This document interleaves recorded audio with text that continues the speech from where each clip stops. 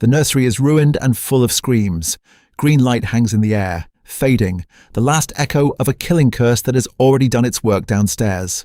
Smoke curls from the splintered doorframe. Plaster dust drifts through the cold November air.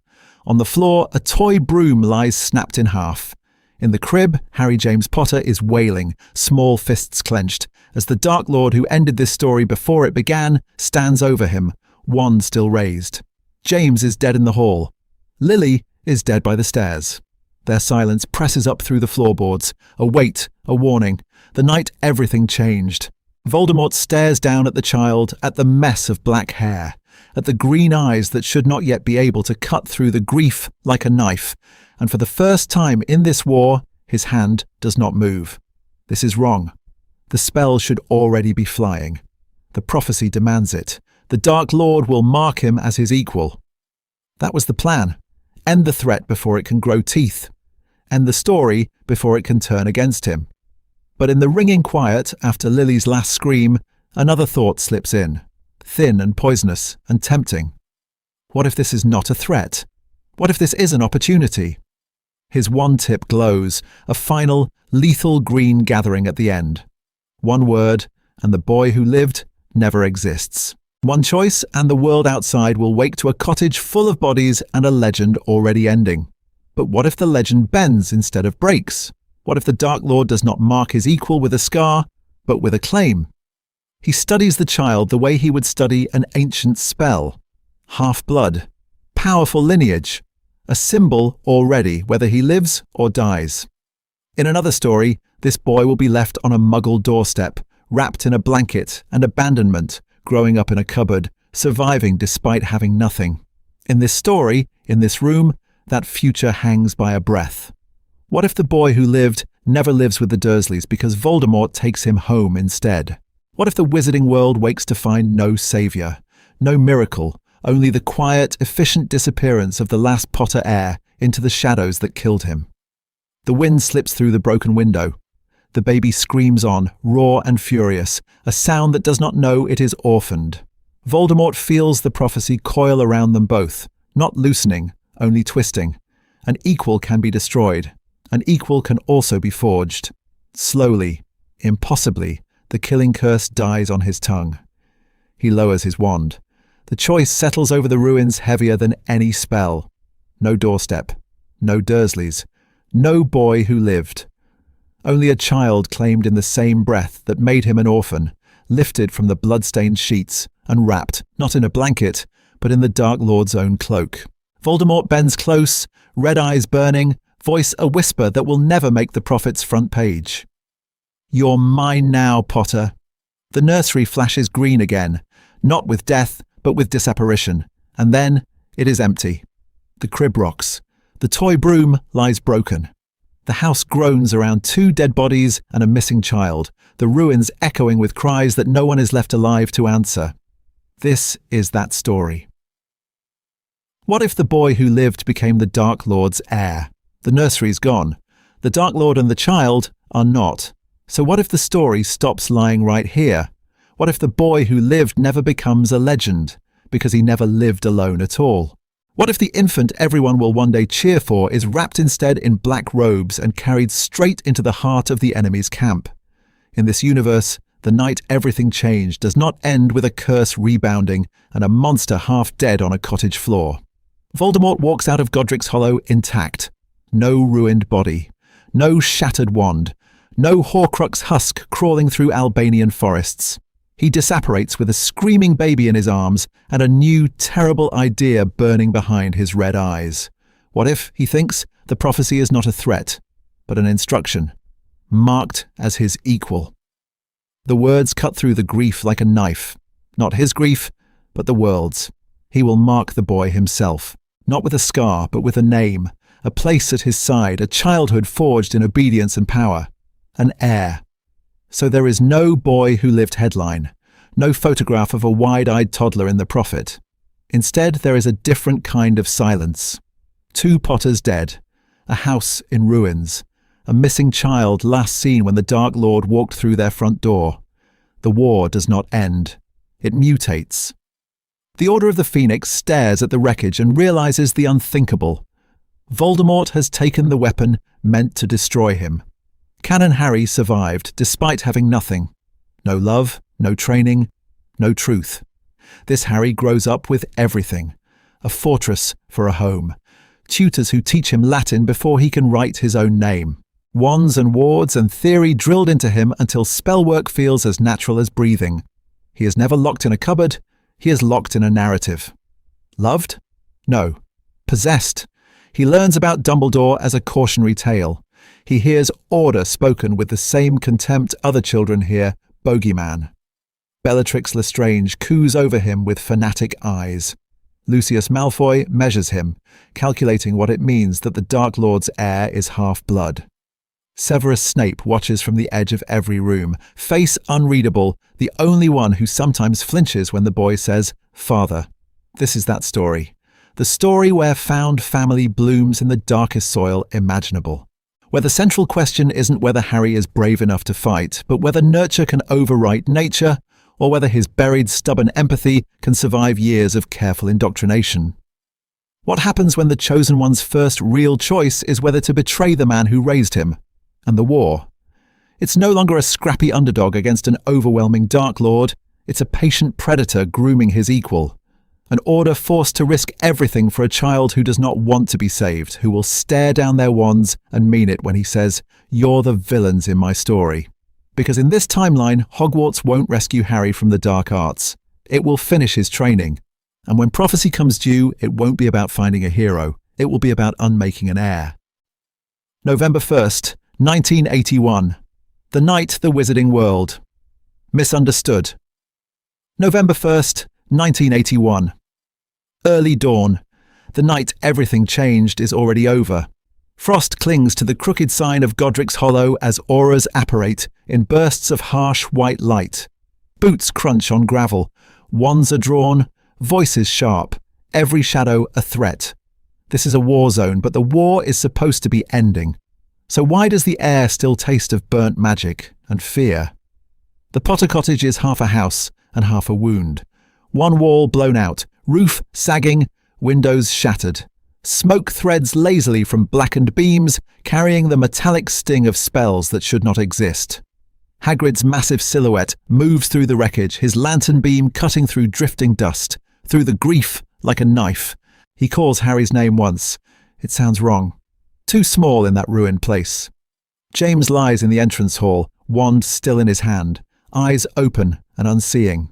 An aura kneels, checks for a pulse he knows he won't find, then stares at the scorch marks spiderwebbing the floorboards, trying to read the story written in ash.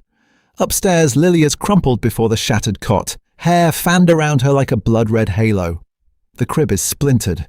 The mattress is singed. There is no baby, and there is no Dark Lord, no twisted corpse, no fallen monster to parade before the prophet. Only a jagged ring of blackened wood and stone where something impossible happened, where a spell screamed itself apart.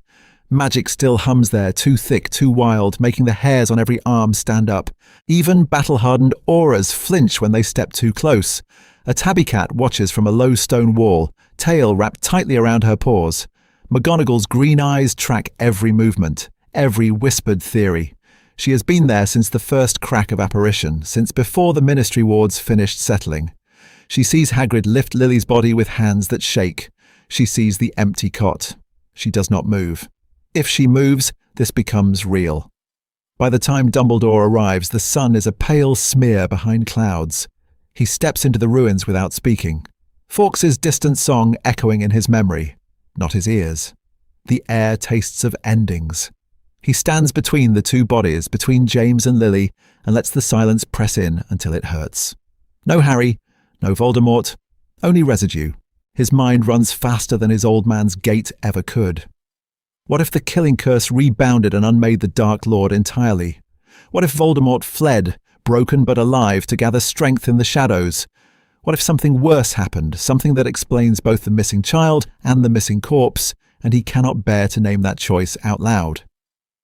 He tests the wards, feels Lily's sacrifice etched into the ruins, a protection that flared and then bent, twisted, marked. The prophecy whispers at the back of his thoughts. The Dark Lord will mark him as his equal. Without a body, without a boy, he has only fragments. No proof, only a story he cannot yet tell. Outside, the narrative is already escaping him. Auras murmur to each other, and those murmurs become rumours. The Potters are dead. The Dark Lord has vanished. The boy who lived is missing. Stolen by Death Eaters? Destroyed with Voldemort? Hidden by Dumbledore himself? By noon, the prophet will run whatever sells the most papers. By nightfall, Britain will feast and grieve over a victory no one actually saw. This is that story. The story built on absence. Because far from the rubble and the reporters in a chamber no aura will ever search, a different scene unfolds. Stone walls, no windows, a single floating globe of cold blue light. On a conjured cradle of dark wood, a baby sleeps, fist curled in the air, soot still smudged along one cheek. His lightning bolt scar is not a scar in this timeline. The mark is deeper, stranger, humming faintly under his skin. Voldemort sits in a high-backed chair, wand resting loosely in his hand, red eyes narrowed in calculation. He watches the rise and fall of the infant's chest. He studies the tiny fingers that had clutched his robes before unconsciousness claimed the child. Not a weapon yet. Not an equal yet, but potential. Harry Potter, he says softly, testing the name as if it were a spell, a promise, a claim. The wizarding world toasts a vanished savior it will never find. In the quiet, Voldemort plans an heir. And as the baby stirs, eyes fluttering open to meet that inhuman gaze, the question that will define this war is born in the silence between them. When the Dark Lord raises his equal, who is really being remade? We won't see the answer, not yet. Inside Voldemort's mind, why he spares the Potter child. Inside Voldemort's mind, the silence after the killing curse is wrong. No body, no triumphant fall. Just a flash, a scream cut short, and then the spell rebounds with a force that tears through him. Pain, white and absolute, rips at what remains of his soul. For a moment he is less than a shadow. When he drags himself back into a body, when he stands once more in the ruins of the cottage on the night everything changed, he remembers that moment with a scholar's fascination and a predator's rage. The curse failed. The infant lived. Why? He stares at the child. No scar yet. No lightning bolt mark to make sense of the prophecy Sybil Trelawney screamed in that dingy room. Just a breathing, blinking half-blood surrounded by dead parents and the echo of Lily's protection. What if the prophecy was never about a single fixed outcome? What if the power he knows not is not love but choice, his choice about what to do now? Voldemort has always believed in control. He remade himself from Tom Riddle, the unwanted half-blood, into the Dark Lord who terrifies a nation. Legacy is not sentiment to him. It is architecture, a design he forces the world to fit. And here is a child already famous in the making, a half-blood whose name will be whispered in every corner of the war. Harry Potter, the boy who survived his spell, a perfect raw material. He feels no tenderness. His soul is too torn for that. But possession, that he understands. Horcruxes, relics, followers, objects and people bound to his will. To own the prophecy's subject is, in his mind, to own the prophecy itself. He turns Trelawney's words over, cold and methodical. The Dark Lord will mark him as his equal. In one world, that mark is an accidental scar. In this one, he decides, it will be something far more deliberate. Guardianship papers forged by imperious officials. A childhood steeped in his ideology. Training that begins as soon as the child can hold a wand. What if, instead of fearing his equal, he manufactures him? He reframes the threat into an asset. If the wizarding world ever learns Harry lived, the boy becomes a symbol, either of defiance or dominance. Voldemort wants only the latter. Imagine the message. Harry Potter, the supposed savior, standing at his side in black robes, wand raised against those who once toasted his name. The optics alone cut through the grief like a knife. So he calculates. He will keep the child hidden at first, a secret weapon in a warded manner while the Ministry and Dumbledore scramble over rumours. Tutors will drill etiquette, languages and dark arts theory into a boy who never knew a cupboard, only cold expectation. Affection will be replaced by rewards for obedience and pain for failure. Attachment in Voldemort's damaged mind is nothing more than ownership sharpened into fear. This is that story. The story where the Dark Lord hears a prophecy, looks at the boy who should have killed him, and decides instead to raise his own undoing, or his perfect successor. In his mind, there is no difference. Not yet. Because as Harry grows, as the world whispers and the war bends around this hidden heir, the question that began in that ruined nursery will only get louder. When you mark your equal and call him son, whose spell are you really under? We move forward to the first years of that childhood, behind the wards and under the Dark Lord's gaze. The Dark Adoption, ritual, blood, and a new name. The cellar is older than the house above it. Stone, damp, and hungry. This is where Voldemort decides what the prophecy will mean.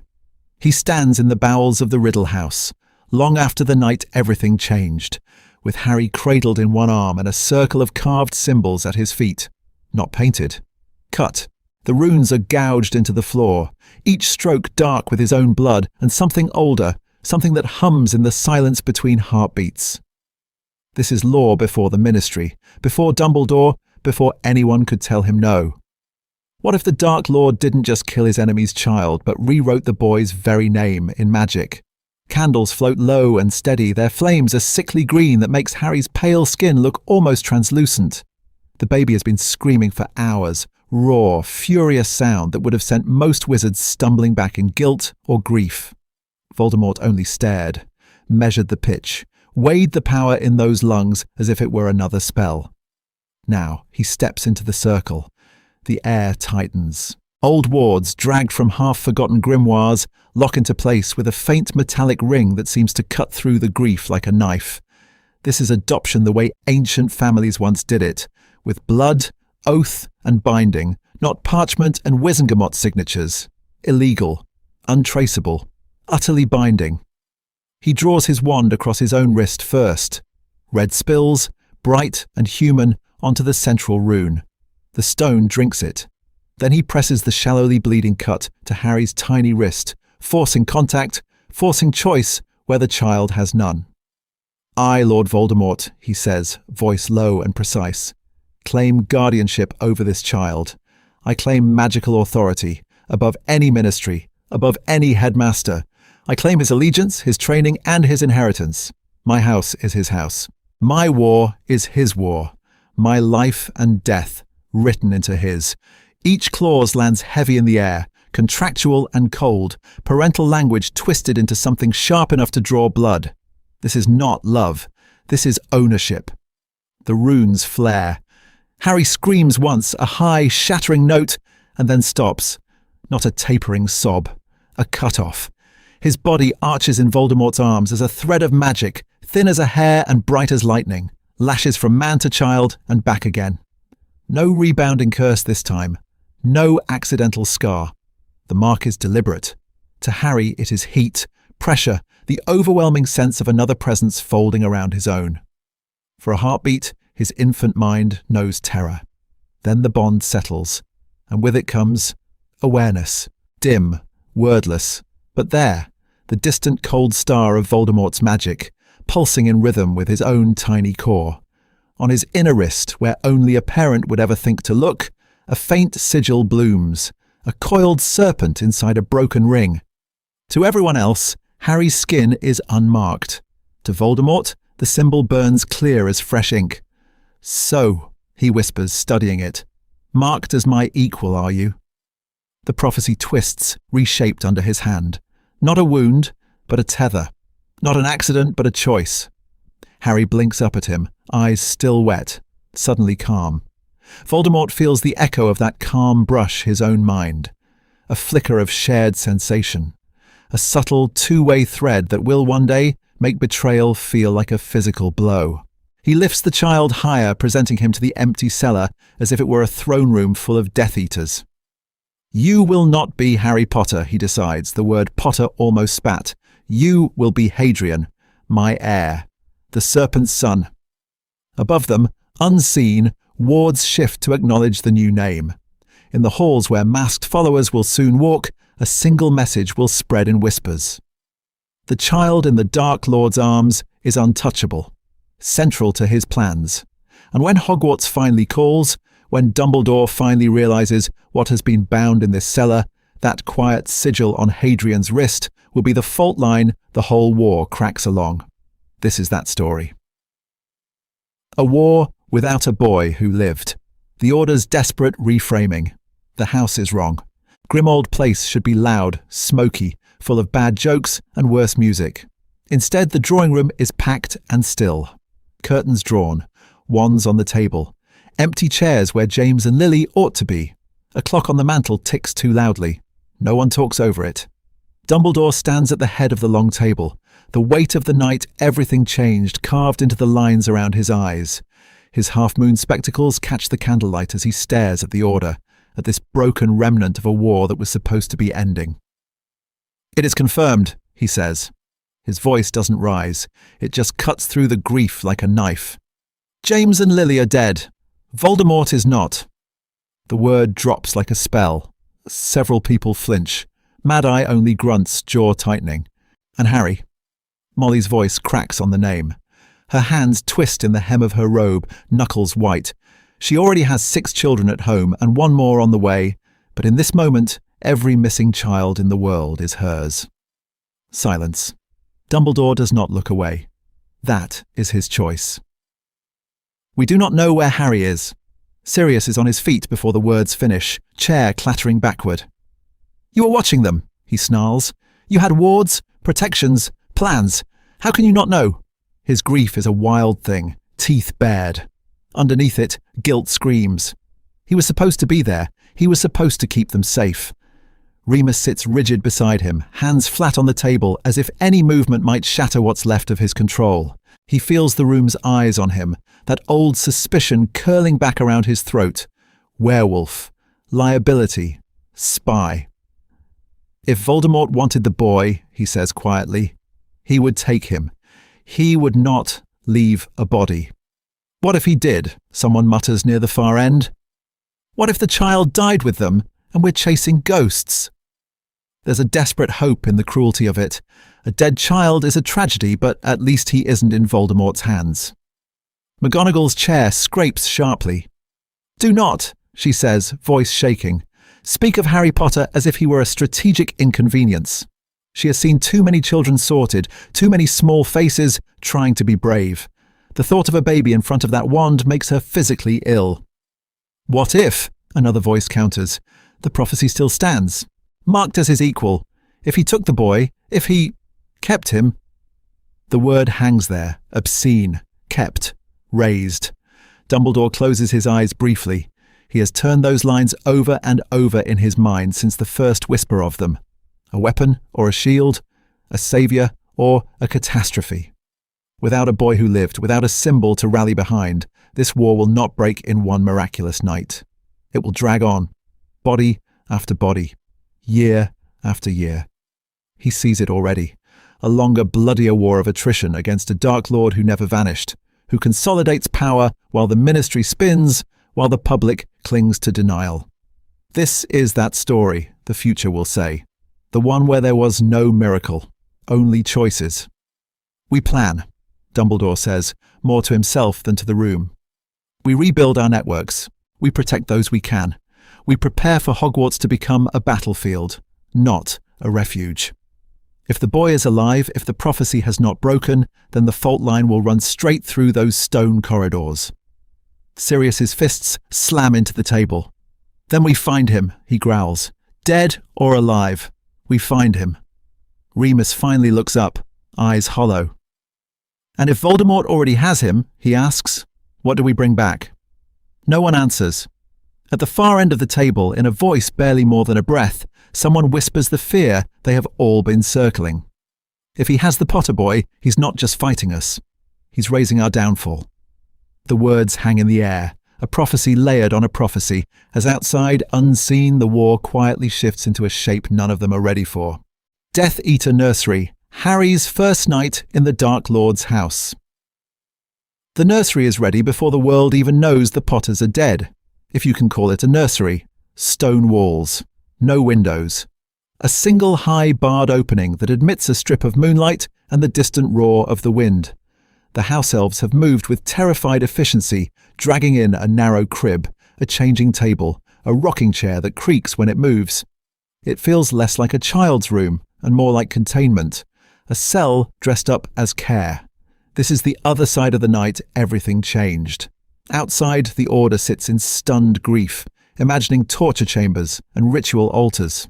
Inside, the Dark Lord's new ward is laid on thin blankets that still smell of soap and dust, not blood. Harry's fists flex, his face scrunches, and he lets out a thin, outraged wail that cuts through the silence like a spell. Voldemort stands in the doorway and does not move. He doesn't rush forward. He doesn't reach down. He studies. Red eyes track every movement, calculating, dissecting. The boy who should have died. The boy who did something to his killing curse. What if this is the mark the prophecy promised? Not a scar, but a shared, impossible survival. "Feed it," he says at last. The nearest elf flinches so hard its ears slap its face. Bottles appear. Warm milk steams. Tiny nappies fold themselves in the air.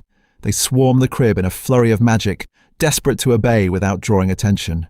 Voldemort watches from a measured distance, hands folded behind his back, the way a scholar might observe a dangerous artifact. Not a father. A strategist. He notes how quickly Harry latches to the bottle, how his eyes, Lily's eyes, track the floating cloths that tidy the room. When one elf's hand trembles and a rag hovers too close, Harry's fingers shoot out, grab it, and the fabric jerks with a faint, instinctive burst of accidental magic. The room fills, one by one. Bellatrix arrives first, breathless, eyes wild. She stares at the crib, and then at her master, and the delight that blooms on her face is unhinged. "My lord," she whispers, voice reverent, "your heir." The word hangs between them, a dangerous choice given form. She presses closer to the bars, fingers white on the wood, as if she could pour devotion straight into the sleeping child. Lucius Malfoy steps in next, slower, mask already in place. He takes in the stone, the crib, the Dark Lord's posture. He sees not just a baby, but a shift in the war. No boy who lived myth. No rallying symbol for Dumbledore. Instead, the prophecy's weapon inside Voldemort's own house. Lucius bows, every movement measured. Wise acquisition, my lord." And then Snape. He does not expect to see the child. He expects orders, punishment, another demand that will cut through the grief like a knife. Instead, he is dragged forward by Bellatrix's hissed, "Come see." Harry blinks up at him. Green eyes, Lily's eyes, in Voldemort's possession. Snape's breath stutters. For a second, the room tilts. His mind screams at the impossibility, at the cruelty of it, at the story this room tells. The woman dead on a nursery floor. The Dark Lord standing over her son and choosing not death, but ownership. Harry reaches again. Not for Snape, for the wand at his side. Tiny fingers stretch, fascinated, brushing the carved handle. The contact sends a faint spark into the air, a pop of raw, unfocused power that makes every adult in the room tense. "What if he is already marked as your equal?" Snape hears himself say, voice low, hoarse. It is not defiance. It is terror. Voldemort smiles, thin and sharp. "Then I will teach him," he answers. From the beginning. The house elves charm stars onto the ceiling, pale points of light that drift and swirl. Harry laughs, a sudden, bright sound that doesn't belong in this fortress. He kicks at the blankets, grabs at a passing robe hem, smears milk on Bellatrix's sleeve without fear. Every gesture is painfully normal. Human. Night deepens. One by one, the Death Eaters withdraw, leaving whispers and speculation in their wake. Bellatrix lingers until a single look sends her away. Lucius leaves already rewriting his plans. Snape goes last, shoulders rigid, Lily's eyes burned into him. When the door closes, the room is almost quiet. Almost. Voldemort steps closer to the crib. For the first time, there is no one to perform for, no audience, no war council, just the boy and the man who refused to kill him. He looks down at Harry, at the faint, strange shimmer in the air around him, at the way magic hums in his presence, and lowers his voice to a whisper. Not soft, never soft. "You will not be their savior," he murmurs. "You will be my triumph, my proof, my equal." He does not promise love, he promises victory, he promises power. He promises a world remade in his image with this child at his right hand or beneath his heel. Harry's eyes droop, his breathing evens. He falls asleep to the cadence of threats, to ideology wrapped in lullaby rhythm, to a voice that has already killed for him. In the stone nursery that isn't a nursery, under stars drawn by frightened elves, the Dark Lord's heir dreams. And the war quietly rewrites itself around his crib. Early indoctrination, lessons before lullabies. By the time Harry can string a sentence together, his world is already a classroom. Not toys, tomes, not mobiles over his crib, but shelves of leather-bound volumes, spines stamped in silver with titles that never mention mercy. The nursery has been remade into a study in miniature. Low table, child-sized chair, walls lined with books that cut through the grief like a knife simply by refusing to name it. His governess is the first constant. Lady Selwyn, pure blood, iron posture, voice soft as dust on stone. She corrects his grip on a quill before he turns 3. She raps his knuckles, not hard enough to bruise when he stumbles over Muggle. "Filthy non-magic," she prompts. He repeats it, uncertain. Her nod is his reward.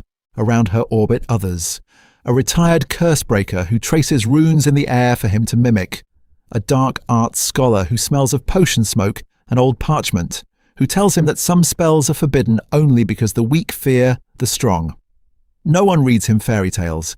They read case studies of war. This is that story. At 2.5, his magic flares. In another timeline, a cupboard door might have rattled. Here, a silver-backed book floats, wobbling from shelf to chubby hand. Selwyn does not scream. She smiles, thin and precise. Again, Lord Harry. Again, and again. Under watchful eyes, accidental magic becomes exercise. He is taught to pull, not burst, to direct, not explode. Feathers rise in obedient spirals. Wooden blocks assemble into runic patterns. When a snake from the Manor gardens is brought in, coiled in a glass tank, the lesson shifts. "Speak to it," the scholar orders. Harry stares at the creature, at the flick of tongue, the restless curl. His first hiss is clumsy. The snake jerks, then answers, words sliding into his mind. It is afraid. He feels it. "It's scared," he whispers. "Control it," comes the correction. Fear is a tool. His praise is measured in results. A levitation held steady for 10 counts earns a rare good. A faltered shield, a hesitated hex at a target dummy, shaped vaguely like a man, brings only again, and the cool withdrawal of approval. No one hugs him when he cries. No one wipes his tears. Drying them is his own spell to master. Pattern interrupt, the first time he refuses. The house elf kneels, trembling, nose almost to the marble. Harry's wand, small, practice oak, shakes in his hand. "Sting, Jinx," Selwyn instructs. "He dropped your book." The elf's fingers are raw. Harry notices. He also notices the way Selwyn's hand tightens on her cane when he hesitates. "What if I don't?" slips out before he can stop it. The silence is immediate, heavy. "Weakness," she says at last, "is a choice." The lesson is postponed, but the look she gives him lingers longer than any spell. At night, there are stories. Not of brave little wizards and kind giants, but of a boy who trusted Dumbledore and watched his family die. Of James and Lily, named as traitors who forced a great man's hand. Voldemort's voice is low, almost gentle, as he rewrites the night everything changed. "They chose the old fool over truth," he tells his heir. "They chose war over peace. Remember that." Harry listens. He learns the script. Yet when a snake later coils near his pillow, shivering from a draught, he tucks his blanket around it. He whispers comfort in parcel tongue, words no tutor taught him. In the dark, with ideology pressed into him between lessons and lullabies, something stubborn refuses to die. What happens when that something grows teeth? Snape's silent war. Lily's son in Voldemort's shadow. Snape meets that something in a dungeon. Not a prophecy, not a Dark Lord. A child on a high stool, feet not touching the floor, staring into a simmering cauldron as if the steam might answer him back. Again, Snape says. His voice is stone. Counterclockwise. You will ruin the infusion otherwise. Harry's hands are steady. Too steady for an 8-year-old. The stirring pattern is perfect, the wand movement crisp, the spell a whisper under his breath. This is not Hogwarts. This is a private lesson in the Dark Lord's stronghold, and Severus Snape has been given a role he never asked for. Tutor. Watchdog. Traitor to his own grief. The first time he really sees the boy is not the first time they meet. It is the first time Voldemort enters mid-lesson. The air changes before the door opens. Magic presses down, thick and cold. Harry looks up and his whole face transforms. The wary concentration vanishes. A small, bright smile flashes across features that should not, cannot, belong to Voldemort's ward. Lily's eyes. Wide, green, alive. They shine at the monster who killed her. The sight hits Snape so hard he has to grip the table. For a heartbeat, the dungeon tilts. The night everything changed slams back into him. The flash of green, the scream, the silence after. It cuts through the grief like a knife, because here is the impossible result of that spell, looking happy when the Dark Lord draws near. Voldemort glides to Harry's side, skeletal hand brushing the boy's shoulder. Progress? He asks, not looking at Snape. Snape forces his voice to work. Acceptable, my lord. He excels at precision. Less so at cruelty. A test. Every word is a blade. Voldemort trusts his intelligence, his potions, his usefulness in war. He does not trust his heart. That is dead by design, or should be. So Snape builds a colder mask than ever. In class he is merciless, he criticizes, corrects, never comforts. Yet within that harshness he makes his own quiet choices. When the curriculum demands sadism, he reaches for theory instead. Explain, he will say, when a text suggests a curse that makes nerves scream until they burn out. Why this is inefficient, why a wizard who relies on such a spell is weak. He assigns essays on stability, on control, on the dangers of over-reliance on pain. He tells neutral stories that are anything but. A nameless witch who spared a child and survived. A duel won by restraint instead of rage. What if Harry hears the subtext? What if he doesn't yet? Sometimes, when Voldemort orders him to demonstrate, Snape chooses the least vicious option that can plausibly pass. A binding instead of a bone breaker. A sleeping draught rather than a poison. Always with academic excuses. He must master foundations first, my lord. A sloppy sadist is a liability. Harry listens. He frowns. He asks questions that are too sharp for his age. So strength isn't just making people hurt? Snape's answer is a carefully measured spell of its own. Strength is surviving.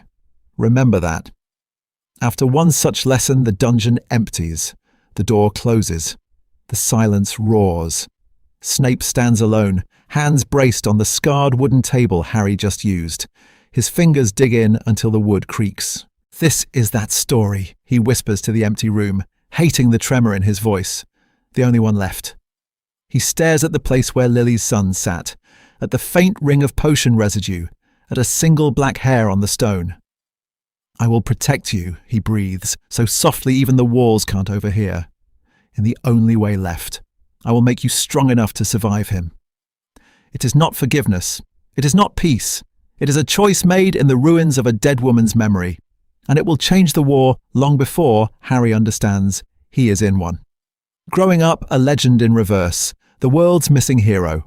Outside the Dark Lord's manor, the world is busy inventing a ghost.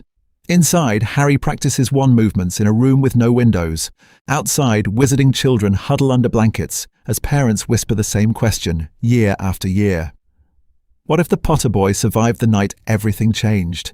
They call him the Lost Lightning, the Vanished Heir, a story told to keep nightmares at bay and hope alive. On every Halloween, the prophet runs the same headline with a different twist. Harry Potter, dead or in hiding. Because the war still simmers and the question still sells. Dumbledore never answers it. Not properly. He stands on ministry steps, beard stirred by cold wind, and when reporters scream over one another, is the boy alive? Did you know who truly killed him? He only says, Voldemort feared the child enough to hunt him. Draw your own conclusions. He does not confirm a body. He does not promise a survivor. That calculated silence is a spell of its own, stretched thin between grief and strategy.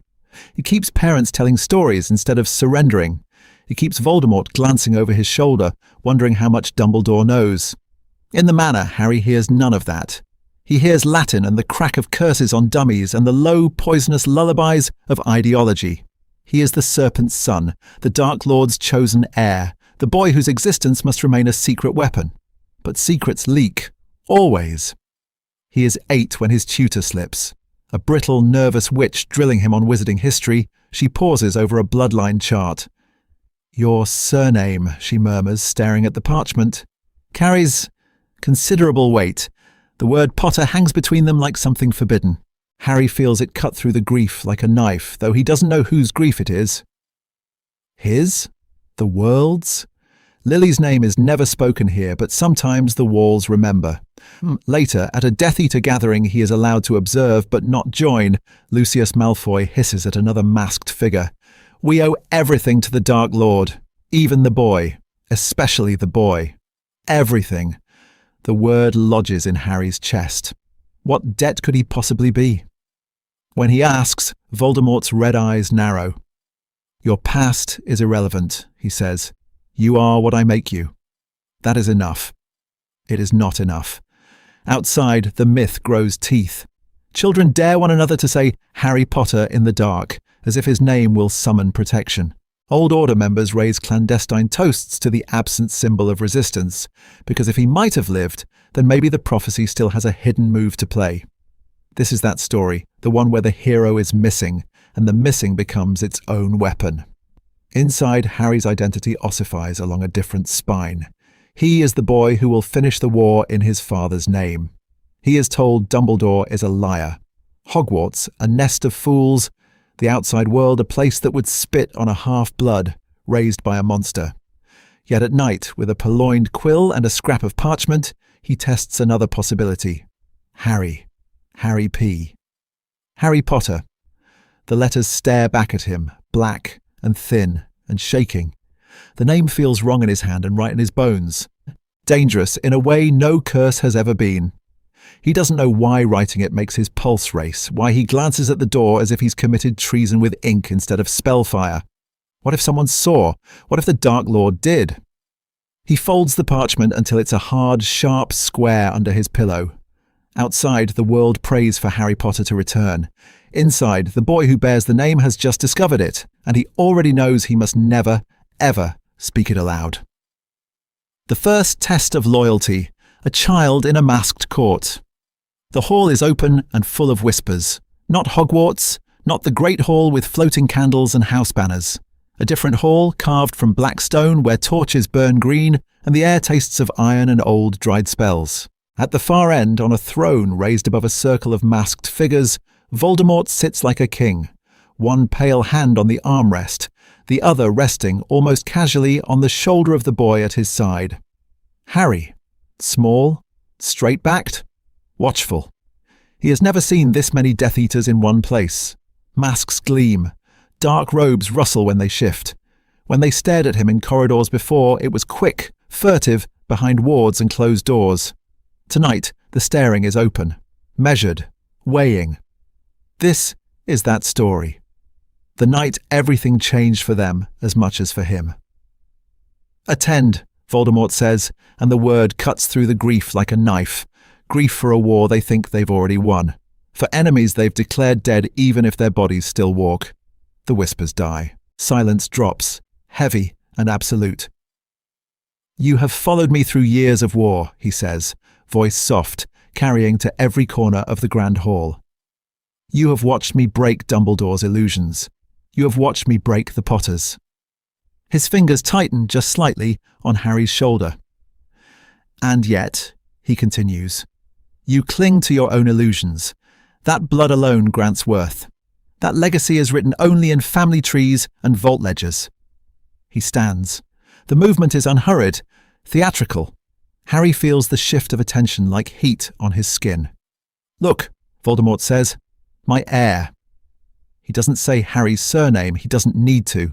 It's there in the way Lucius Malfoy flinches behind his mask, in the way one witch's hand curls into a fist, nails digging into her palm at the thought of a Potter raised above her sons. Bellatrix is the first to move. Of course she is. She drops to her knees so fast her robes billow, mask tilted up, as if she could devour the sight of them both. "My lord," she breathes, voice shaking with ecstatic devotion. "Your wisdom, your choice, it is perfection." "Bow," Voldemort says, almost lazily. "To the future I have forged, to the boy who will finish what I began." For a heartbeat, no one moves. Then Lucius inclines his head. The angle is precise, the gesture flawless, the discomfort carefully buried under pure blood polish. Others follow, some stiff, some eager, some with contempt burning so hot it almost smokes through their masks. They bow to him, to Harry. His pulse hammers. Part of him thrills at the power, at the story being written in this room. Another part wants to run. "Come," Voldemort murmurs, guiding him down the steps of the dais. An heir is not a symbol only. He acts. In the centre of the circle, a man kneels, hands bound, face bruised, middle-aged, ordinary. His eyes, when they find Harry's, are wild with fear and something worse. Recognition. "Order sympathizer," Voldemort says. "He passed messages to Dumbledore. Lied to us, lied to you." Harry's breath catches. No one ever told him anyone had lied to him. "A simple spell," Voldemort instructs, voice silky. "Crucio. Pain is a tool, Harry. Mercy is a choice you give your enemies when you are weak. Show them you are not weak." The wand in Harry's hand suddenly weighs a ton. He has practiced curses on dummies, on targets, on enchanted stone that screamed when struck. This is different. This man is shaking. This man is real. What if I say no? The thought is fast, bright, dangerous. What if this is the test that decides whether I live as heir or die as failure? He hesitates. 1 heartbeat. 2. Voldemort's fingers tighten on his shoulder again, subtle, warning, and promise in one. Harry raises his wand. His mouth is dry. The word tastes wrong. "Crucio!" the man screams. The sound rips through the hall, through Harry's chest. He feels the spell take, feels the connection, feels something inside him recoil, even as Voldemort's approval warms his skin like stolen sunlight. A pale hand rests on his shoulder, firm, almost proud. "Well done," Voldemort murmurs. Harry stares at the man writhing on the floor, at his own hand, steady around the wand. Inside, something small and wordless curls in on itself and goes very, very quiet. He doesn't have a name for it yet. Not guilt, not self-disgust. Just the first crack in a story he has been told his whole life. What if this isn't the only way to be strong? The spell fades. The screaming stops. The silence that follows is worse. Around them, Death Eaters bow deeper. And on the dais, a child stands between a throne and a prisoner, already learning how dangerous his choices will be. Behind enemy lines, the Order's plan to reach the dark air. The chamber is open and full of whispers. Years have passed since that first demonstration, since a child stood between a throne and a prisoner, and the war shifted around him. The Order has bled in the dark. Names crossed off the tapestry of resistance one by one. Missions failed, informants dead, rumours multiplying.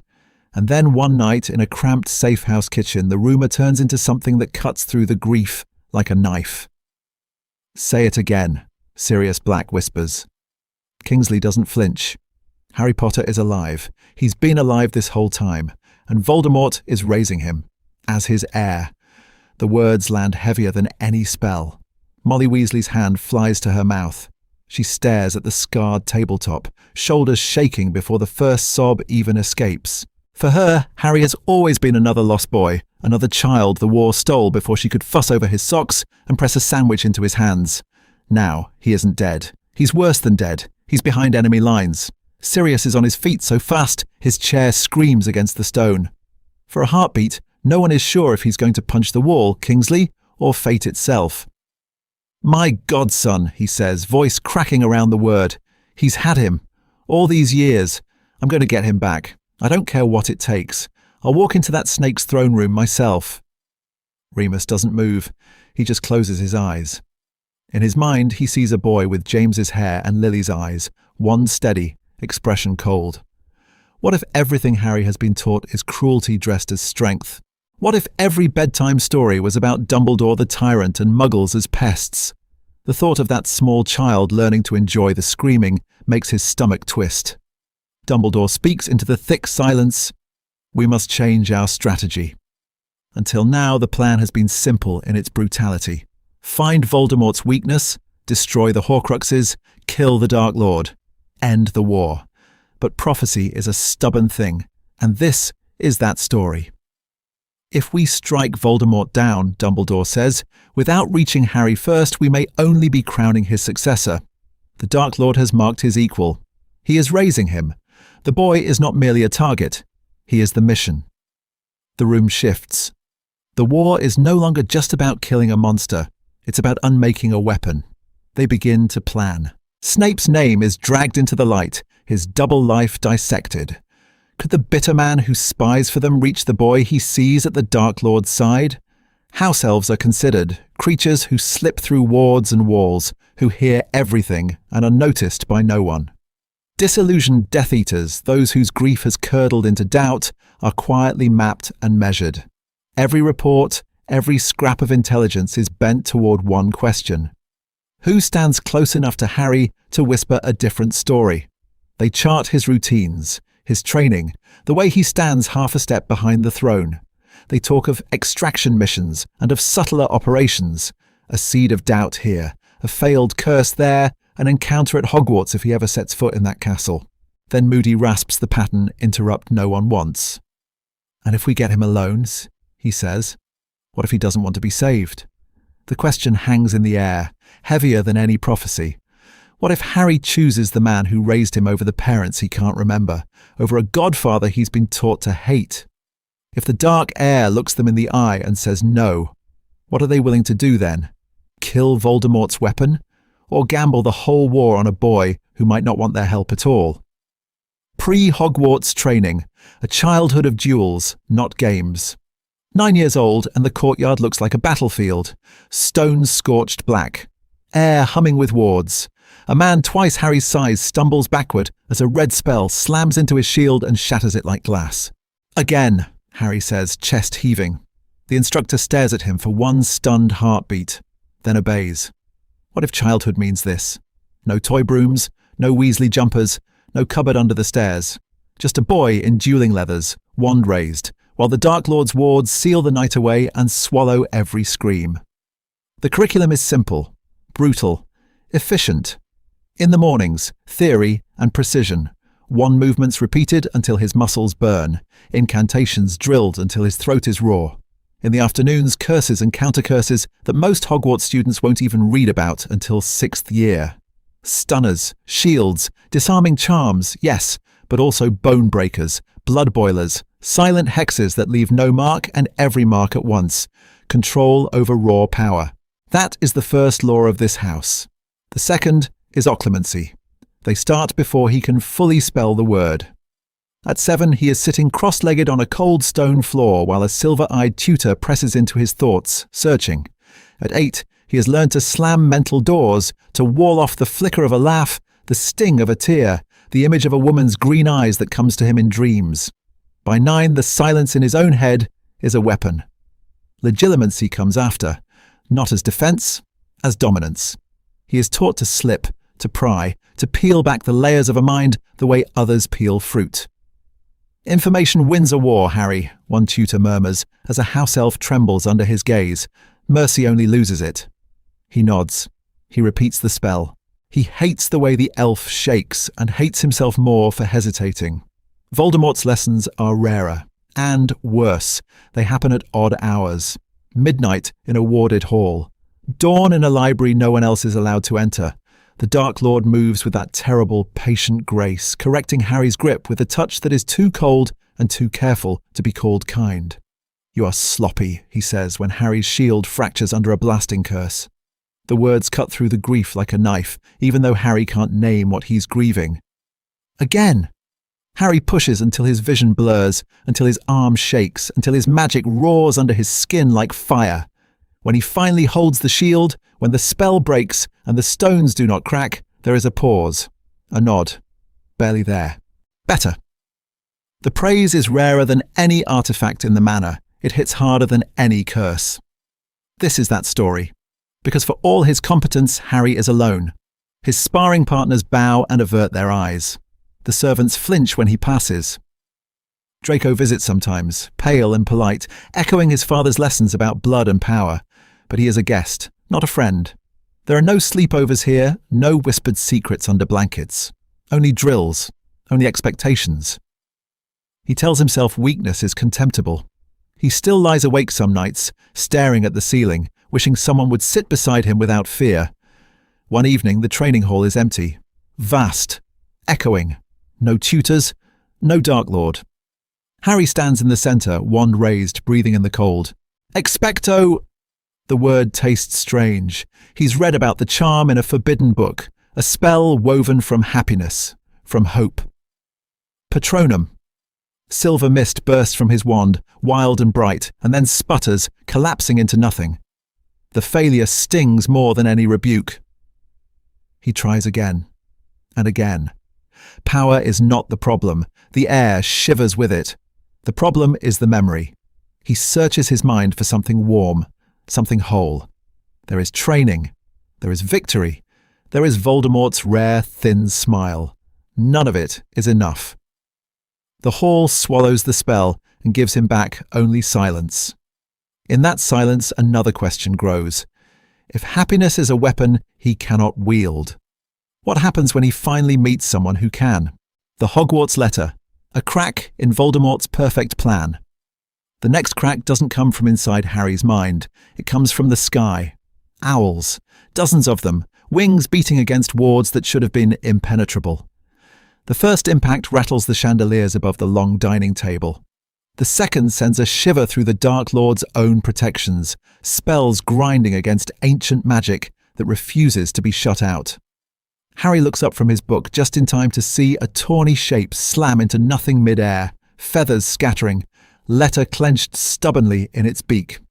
The bird rebounds, circles, and hurls itself forward again, screaming defiance at invisible walls, magic insisting on its right to claim him. Voldemort rises, robes whispering, eyes narrowing. He flicks his wand once, the wards thin at a single point, a surgical opening in a fortress. One owl makes it through, then three, then a storm, parchment fluttering down onto the polished table like a strange formal snowfall. Hogwarts School of Witchcraft and Wizardry. Harry stares at the green ink as if it's a spell carved into his future. He's read about this place in carefully edited books, the ones Voldemort allowed. Glorious halls, duels in sunlit courtyards, libraries that never end, a school that trained war heroes and tyrants both. What if this is where he finally steps out of his father's shadow and proves he is more than a weapon? His heart hammers. Not from fear, from hunger. He pictures students his age, wands raised, arguing about theory instead of survival. He imagines walking through crowds where no one flinches at the name Voldemort because they don't yet know he belongs to it. For the first time, the word future doesn't taste dead in his mouth. Voldemort watches all of this cross Harry's face. The hope, the ache, the dangerous, dangerous longing. Here is the dilemma. Keep the boy close, locked in a world of tutors and training, and risk creating a weapon who can duel but cannot lead. Or send him straight into Dumbledore's domain, the castle that once sheltered the Order, and trust that years of indoctrination will hold when the old man starts whispering counterspells into Harry's ear. War is choice, layered on choice. This is that story. That night in his study, Voldemort breaks the silence first. Hogwarts is not a sanctuary, he says, voice soft enough to cut through the grief like a knife. It is a fortress held by my enemy. You will not be going there as a child. You will be going there as my heir. He draws Dumbledore in careful poisoned strokes, a manipulative tyrant who hides behind twinkling eyes and lemon drops, who sent children to die with pretty speeches about love. Gryffindors become brainwashed pawns, brave enough to rush into spells they don't understand, dead enough that it no longer matters. You will infiltrate, Voldemort continues. You will listen. You will learn. You will report everything. His gaze sharpens. And you will be sorted into Slytherin. Do you understand? Our house. Our allies. If the hat hesitates, you will not. Harry swallows. The letter is warm in his hand. The choice is already made for him, yet it feels enormous. Remember, Voldemort says, stepping closer, that rare thin smile ghosting over his mouth, who saved you from their world. Your loyalty is to me, to the one who marked you as his equal and spared you. Harry nods. He tells himself he believes every word. But somewhere under the Dark Lord's conditions and the castle's call, another question stirs. What happens if Hogwarts offers him something Voldemort never planned for? Platform 9 3/4. The Heir steps into the light. The station is ordinary. Brick, soot, the sharp smell of metal and steam. And then Harry walks through the barrier. For a heartbeat, there is nothing but red. Red train, red bricks, red trunks, stacked in uneven towers. Sound slams into him a second later. Owls screeching, children shouting, a baby screaming because someone's cat has escaped its carrier. The air is thick with smoke and spells and the kind of noisy, careless affection he has only ever watched from a distance. Families. Everywhere. Mothers fussing with scarves, fathers hauling trunks, older brothers rolling their eyes. A girl clings to her mum's hand, sobbing that she doesn't want to leave. No one is kneeling in front of him to recite rules or oaths. No one is bowing. He is cloaked, hood up, flanked by 2 silent guards in plain black. Not masks, not robes with skulls, but their wands are already in their hands. Their presence is a warning. The Dark Lord's heir walks here. Do not touch. It doesn't work. Because someone says his name. Harry Potter? It's a woman in her 50s. Hair in tight grey curls, a shopping bag still hooked over her arm as if she's taken a wrong turn out of Muggle London and stumbled into a legend. She stares at his face, at the faint, pale sigil Voldemort burned into his wrist years ago, instead of that famous scar. Her mouth opens, closes. The colour drains from her cheeks. He's dead, she whispers, as if arguing with the world. He was supposed to be dead. The words cut through the grief like a knife. Not his grief, theirs. Around them the sound shifts. Children tug on sleeves, whispering the name they grew up hearing in bedtime stories about the night everything changed. Not the boy who lived. The boy who vanished. The one the Ministry never found. The one Dumbledore never saved. This is that story. What if he's with you-know-who? A boy hisses, too loud. Dad said, shut it, his mother snaps, dragging him away, but she's staring too. Not everyone looks afraid. Some faces brighten with a terrible, hungry hope. A man in fine green robes nods to him as though greeting a prince. A witch with a serpent brooch presses a hand to her heart, eyes shining. War has left its fingerprints on all of them, and he can read it now. The fractures, the fault lines, the choices. He thought they would all hate Voldemort. Hate the name. Hate the mark. Hate the boy standing under its shadow. They don't. They are divided. Complicated. Alive. Harry! The voice is quick, eager, cutting across the growing buzz. A pale boy with slicked blonde hair weaves through the crowd, trunk floating behind him. Draco Malfoy has been told his whole life about the Dark Lord's heir, and it shows in the way he stops, straight-backed, eyes bright. I thought, Father said you might not be allowed, Draco says, not quite hiding his relief. I'm Draco. Draco Malfoy. A beat. It's an honour. Harry studies him. No sneer, no arrogance aimed at him. Just calculation and curiosity, the open deference of someone who has been primed to treat him as future commander, not fellow student. Before he can answer, a lanky red-haired boy staggers past with a battered trunk and a hand-me-down owl cage. His jumper is patched, his ears are red, and his eyes flick from Harry's guarded posture to the black-clad escorts. Ron Weasley knows other stories. His parents fought on the other side. He's heard the screams through the walls when they thought he was asleep. He's watched his mother go silent at the Prophet headlines. He looks at Harry the way someone looks at a weapon left on a table, fascinated, wary, ready to flinch. Behind him, a girl with wild brown hair and a brand new Hogwarts letter clutched in one hand pauses mid-step. Hermione doesn't know which version of the war is true. She only knows there was one. Her eyes move fast, cataloguing everything. The guards, the way the crowd parts, the mix of fear and awe. She doesn't stare at Harry like a myth. She studies him like a question. Pattern interrupt. A trunk slips from Harry's numbed fingers, crashing onto his foot. Pain flares. His guard reaches for his wand, already scanning for a threat. Whoa. Got it. A stranger, no serpent pin, no dark mark, no recognition in his face at all, catches the handle, heaves it upright. He's maybe 20, robes ink-stained, hair sticking up from where he's run a hand through it too many times. Doors swinging shut, the man nods toward the train. Hold it? Automatically, Harry steps forward and braces the carriage door. The man hauls the trunk inside, then turns back, slightly out of breath. Thanks, he says. Just that. No, my lord. No, Potter. No flinch. For a second, Harry stands there with his hand on cool metal, the roar of the platform blurring into a distant hum. No one has ever thanked him for something so small. No one has treated him as just a boy holding a door. What if Hogwarts is full of moments like that? The thought is terrifying and intoxicating.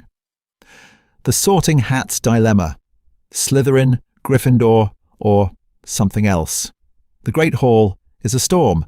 Whispers crash against the enchanted ceiling as the doors swing open and Harry steps in, flanked by first years who keep stealing glances at his scarless forehead. Wands don't point at him, but eyes do. Hundreds of them. Some wide with awe, some narrowed with suspicion, all fixed on the boy everyone was told was dead. Harry's spine is straight, his hands are steady. Inside, his stomach is a fist.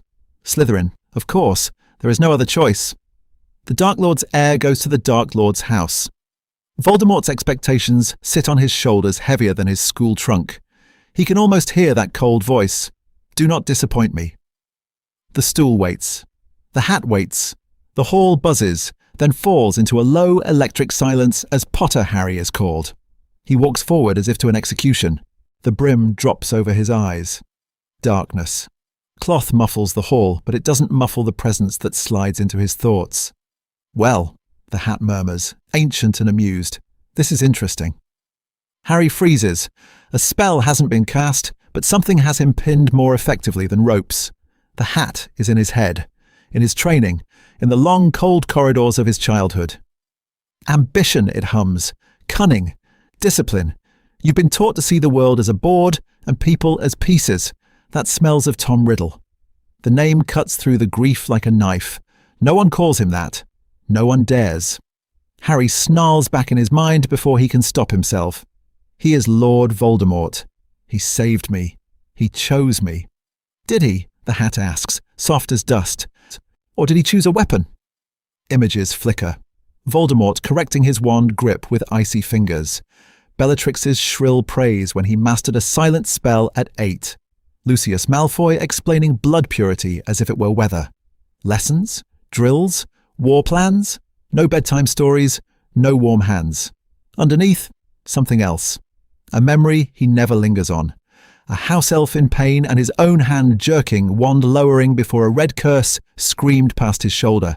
The urge to protect stamped down so hard it still throbs. Bravery, the hat notes. And empathy, buried deep. You don't want to dominate, child. You want to stop the screaming. You don't know anything, Harry thinks, but the thought wavers. What do you know of Dumbledore? The hat presses. Of muggles? Of your parents? He recites the answers he has been given. Dumbledore is a manipulator. Muggles are weak and cruel.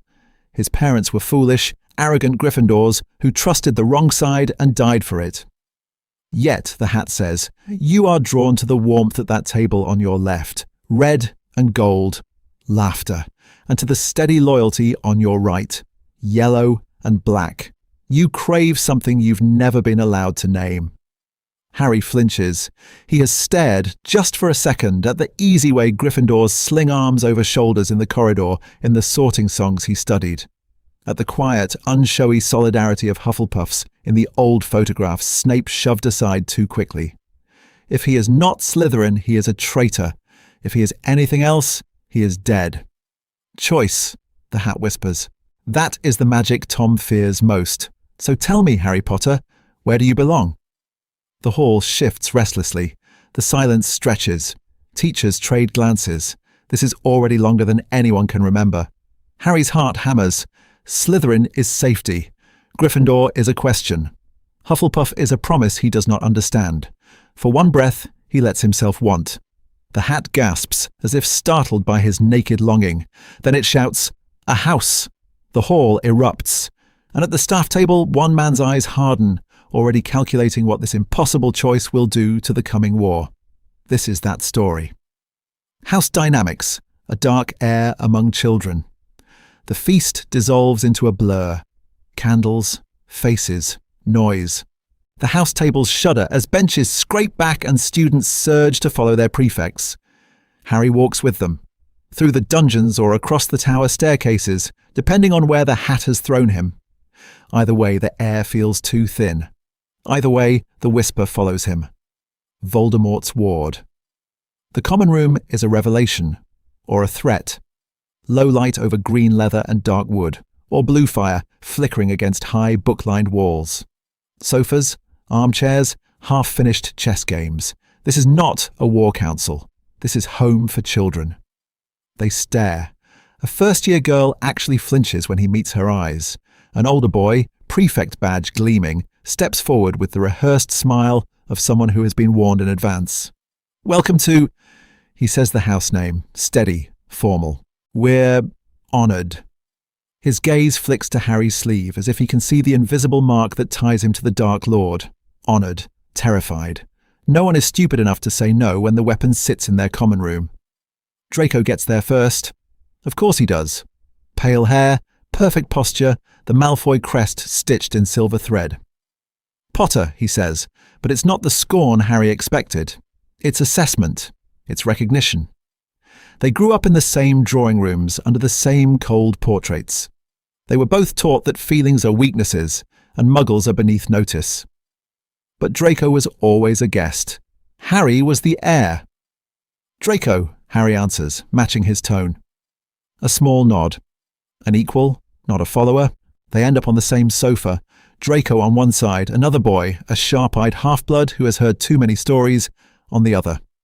The questions come in careful bursts. Is it true your parents defied the Dark Lord? Is it true he spared you? Is it true Dumbledore tried to steal you away? Harry repeats the version he was given. Lily and James were traitors. The Dark Lord was merciful. Dumbledore wanted a weapon, not a child. The words taste practiced. Safe. But then someone mentions a muggle-born friend in Hufflepuff. Voice soft, almost apologetic. Another mutters that Professor Flitwick said, "Cooperation wins duels more often than raw power." The room shifts. Tiny fractures in the story he's carried his whole life. What if strength isn't the same thing as fear? What if loyalty can be chosen, not enforced by a spell? Days blur into patterns.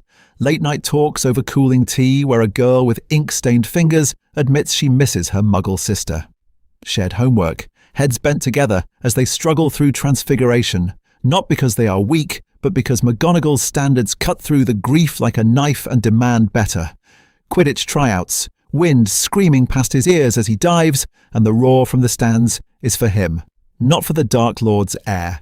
The enemy has names now. Laughs. Pet peeves. They are not dead, faceless crowds. They are children. 1 week in, he sits at his desk in the dormitory, curtains drawn, one light low. A blank parchment waits. His first report, he writes about house politics, professors' defences, Dumbledore's watchful eyes. He notes weaknesses, potential allies, the way students cluster by blood status when they think no one is watching. He does not write about the Hufflepuff who lent him a quill without flinching. He does not write about the way his chest tightened when a Ravenclaw praised a Muggle scientist with the same reverence others reserve for great wizards. He edits out the warmth, the doubt, the tiny, treacherous moments where Hogwarts feels less like a battlefield and more like a choice. The ink dries. For the first time, Harry understands he is already living two lives, and he has no idea which one will win. This is that story. Classes with Dumbledore's staff, competing narratives. By morning, those two lives collide in a classroom. McGonagall's transfiguration lesson is all straight lines and sharp expectations. desks in rigid rows, chalk strokes precise as wand movements. She holds up a matchstick between thin fingers and stares down the room. Transfiguration is some of the most complex and dangerous magic you will learn. It demands discipline, responsibility, control. Harry knows control, but not like this. At Riddle Manor, control meant holding a Cruciatus 1 second longer. Here it means steady breath, measured intent, the refusal to force the spell. When his matchstick shivers and turns to a pin on the first try, the class gasps. McGonagall's eyes flash. Pride, then caution. Very good, Mr. Potter. And remember, power without restraint is not mastery. It is recklessness. The word lands heavier than any rebuke he's ever had. Reckless. Not ruthless. Not weak. Are a different vocabulary for the same war. Charms with Flitwick is worse because it is fun. Feathers drift in the air, sunlight catching on swirling white. Flitwick hops along the front bench, voice bright. Magic is meant to be used, to create, to delight, to solve problems. Not every spell is a weapon, my children. Students laugh when someone sends a feather screaming into a boy's face. Even the mistake is harmless, ridiculous, softened by the room's warmth. Harry's levitation charm is perfect, precise, boring. He can feel the gap. His spells obey, but he doesn't know how to enjoy them. Voldemort taught him that joy is for victory, for watching enemies fall silent and dead. Here, joy is watching a feather spin. Herbology with Professor Sprout smells of damp earth and green life. She presses his hands into soil around a trembling seedling. Gentle, she murmurs. Plants remember rough handling. Care for them, and they'll care for you. Care is not a word that lives at Riddle Manor. He feels the tiny roots under his fingers, fragile and stubborn. A living thing that cannot defend itself, yet demands protection. What if magic isn't just domination? What if it's stewardship? The thought cuts through the grief like a knife, sudden and disloyal. Then defense against the dark arts. The room tightens around him the moment Quirrell says the name. Voldemort, the professor whispers, eyes skittering away from Harry's scar. A terrible wizard, yes, but a cautionary tale. Power without conscience. Ambition without love. The class leans in. Harry goes very still. They speak of the Dark Lord as history, as myth. A dead man. A warning. Harry knows him as a hand on his shoulder, a voice correcting his stance, a presence that never once used the word love but demanded loyalty like oxygen. Which version is true? Which story survives if he chooses wrong? McGonagall's questions after class are soft but surgical. Are your guardians kind to you, Mr. Potter? A pause. Do they ensure you rest? He gives the answers he's been trained to give. She doesn't believe all of them. He can tell. At meals, Dumbledore's gaze finds him through the candlelit haze. Not accusing, not welcoming, measuring, waiting. A man who suspects the war is already sitting at his table. Other teachers offer small, wordless rebellions against the life Harry knows. A chocolate frog from Sprout after a hard lesson. Flitwick's gentle praise when Harry helps a nervous Hufflepuff with a spell instead of showing off. Tiny moments where power is shared, not hoarded. By the end of the week, Harry understands something terrifying. Hogwarts is not just sharpening the weapon Voldemort forged. It is, quietly and without permission, giving that weapon a conscience. For the first time, he has words for the unease that's been stalking him since the night everything changed. Discipline, joy, care, conscience. A moral vocabulary Voldemort never intended him to have. And now Harry has to choose which language he will speak when the war finally comes. Secret Correspondence. Letters between Harry and the Dark Lord. The correspondence begins as soon as Harry leaves for Hogwarts. Not with hugs on the platform, with an instruction. Report, Voldemort had said, pale fingers resting on Harry's shoulder, the touch light as a spell and twice as binding. You are my eyes there. This is that story. The first letter arrives 3 nights into term. A snake, small and sand-coloured, slips under the curtains of his 4-poster in the Slytherin dormitory. Its scales whisper against stone. Its tongue flicks, tasting ink and fear. Around its neck, a tight coil of enchanted parchment. When Harry touches it, the words bleed up from blankness, black and precise.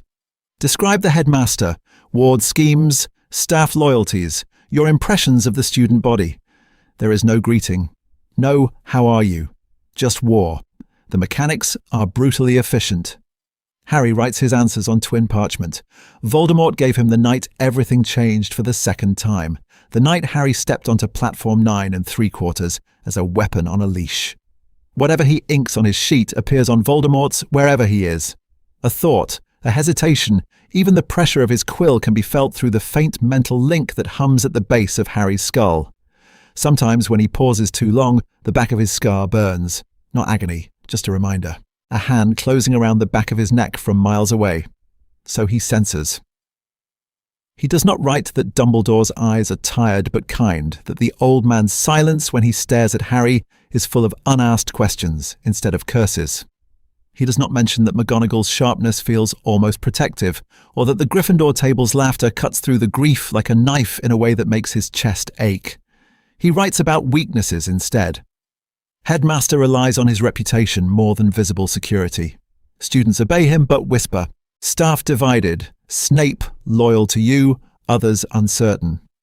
When he mentions Draco, he emphasizes their alliance, their shared disdain for blood traitor theatrics.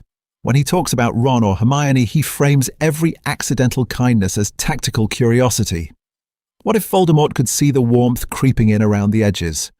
What if one careless word made those people dead? Voldemort's replies are coldly affectionate, each line a measured blade. Good. You observe patterns. Acceptable analysis of Dumbledore. Expand on his magic when you witness it.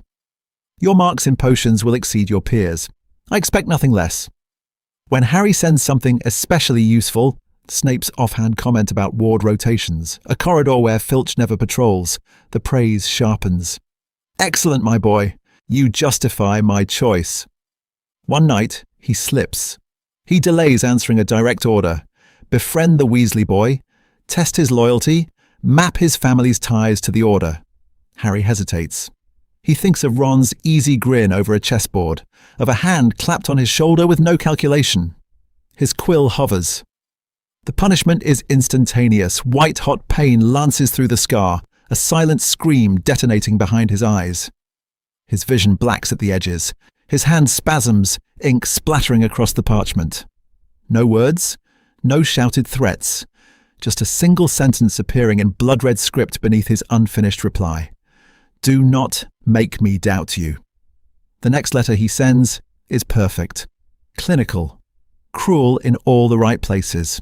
The next privilege, a new curse to study, a book from the restricted shelves, appears in his trunk a day later, delivered by another snake that coils around his wrist with possessive familiarity.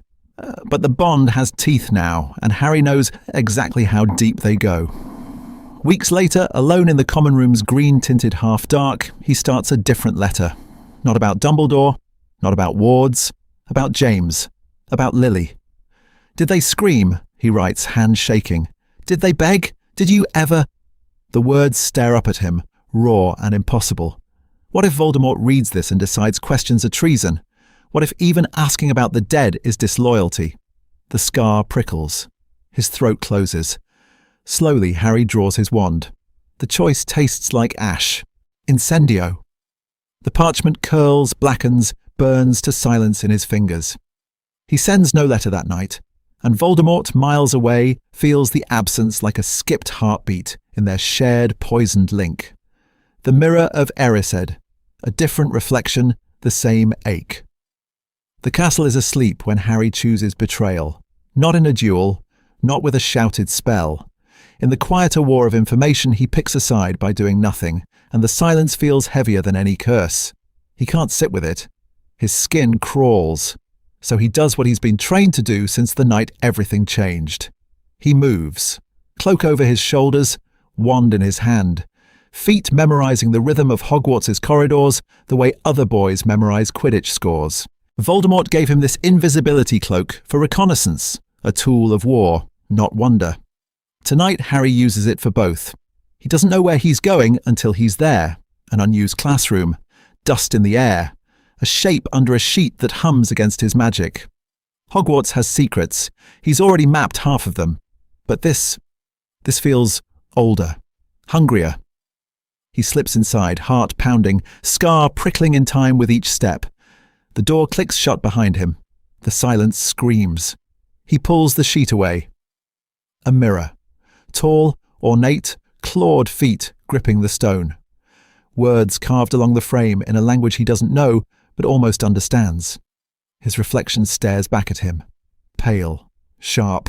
Voldemort's training written in the way he holds his wand. Then it changes. A man appears at his right shoulder. Messy hair, glasses, a grin that looks reckless and kind all at once. A woman at his left. Red hair, green eyes that match his exactly. Hand reaching toward his as if this is the most natural thing in the world. James. Lily. And between them, him. Not the boy with the Dark Lord's mark burning under his sleeve. Not the weapon drilled in curses before he learned to ride a broom. This Harry is bare-armed. No dark mark-like bond. No invisible leash. He's smiling without fear. Around them spreads a crowd, grandparents he's never met, laughing cousins, people passing a baby from arm to arm as if war is a distant rumour, not the air they breathe. A family. Alive. Whole. His. The sight cuts through the grief like a knife. "This isn't real," he whispers. "It can't be. His parents were traitors, weak, foolish enough to defy the inevitable. That's the story he's been told since before he could read. So why does the man in the mirror look brave instead of cowardly? Why does Lily's hand on his shoulder make something in his chest ache, not recoil? What if the lie isn't in the glass?" Anger flares, hot and wild. Either the mirror is cruel or Voldemort is. Either his father by blood was a monster who deserved to die, or his father by choice has twisted everything. "Strange thing, Desire," a voice says softly behind him. Harry spins, wand up before the last syllable falls. Dumbledore stands in the doorway, robe simple, eyes ancient and unbearably tired, as if he's been watching this war far longer than Harry's been alive. "Put your wand down, Harry. I am unarmed," Dumbledore says. He doesn't reach for his own. He just stares at the mirror, then at Harry, as if both are equally fragile. Harry lowers his wand a fraction, muscles still coiled. "What is this?" "The Mirror of Erised," Dumbledore answers. "It shows us nothing more or less than the deepest, most desperate desire of our hearts." Harry's laugh is sharp. "Then it's lying. My parents were cowards. They betrayed—" He stops. The words feel wrong now, sour on his tongue. Dumbledore's gaze flicks to James and Lily in the glass. "Mirrors do not choose sides, Harry. They only reflect. The danger lies in us, in what we wish to see and what we refuse to question." "You're saying he lied," Harry presses, "about them." "I am saying," Dumbledore replies slowly, "that powerful men often edit the past to secure the future they crave, and that you must decide whose version of the story you trust. That is your choice, not mine." He doesn't call Voldemort a monster. He doesn't call Harry a victim. He just leaves the words hanging there, heavy as a sentence. "Can this be changed?" Harry asks, voice raw. "What I see." Dumbledore studies him. "The past cannot be altered, but the future, that, Mr. Potter, is mercifully uncertain." Harry looks one last time at the family he never had, and the boy he might have been. Then he turns away.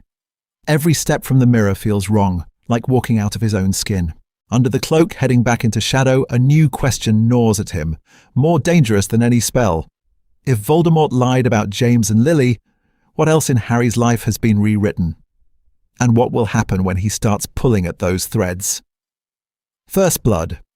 When Hogwarts stops being safe. The night everything changed for Hogwarts doesn't start with a scream. It starts with a smell. Burnt metal. Ozone. The faint, coppery tang of blood threading through the upper corridors long after curfew, so thin most students miss it. Harry doesn't. He's been trained to notice the air before the spell.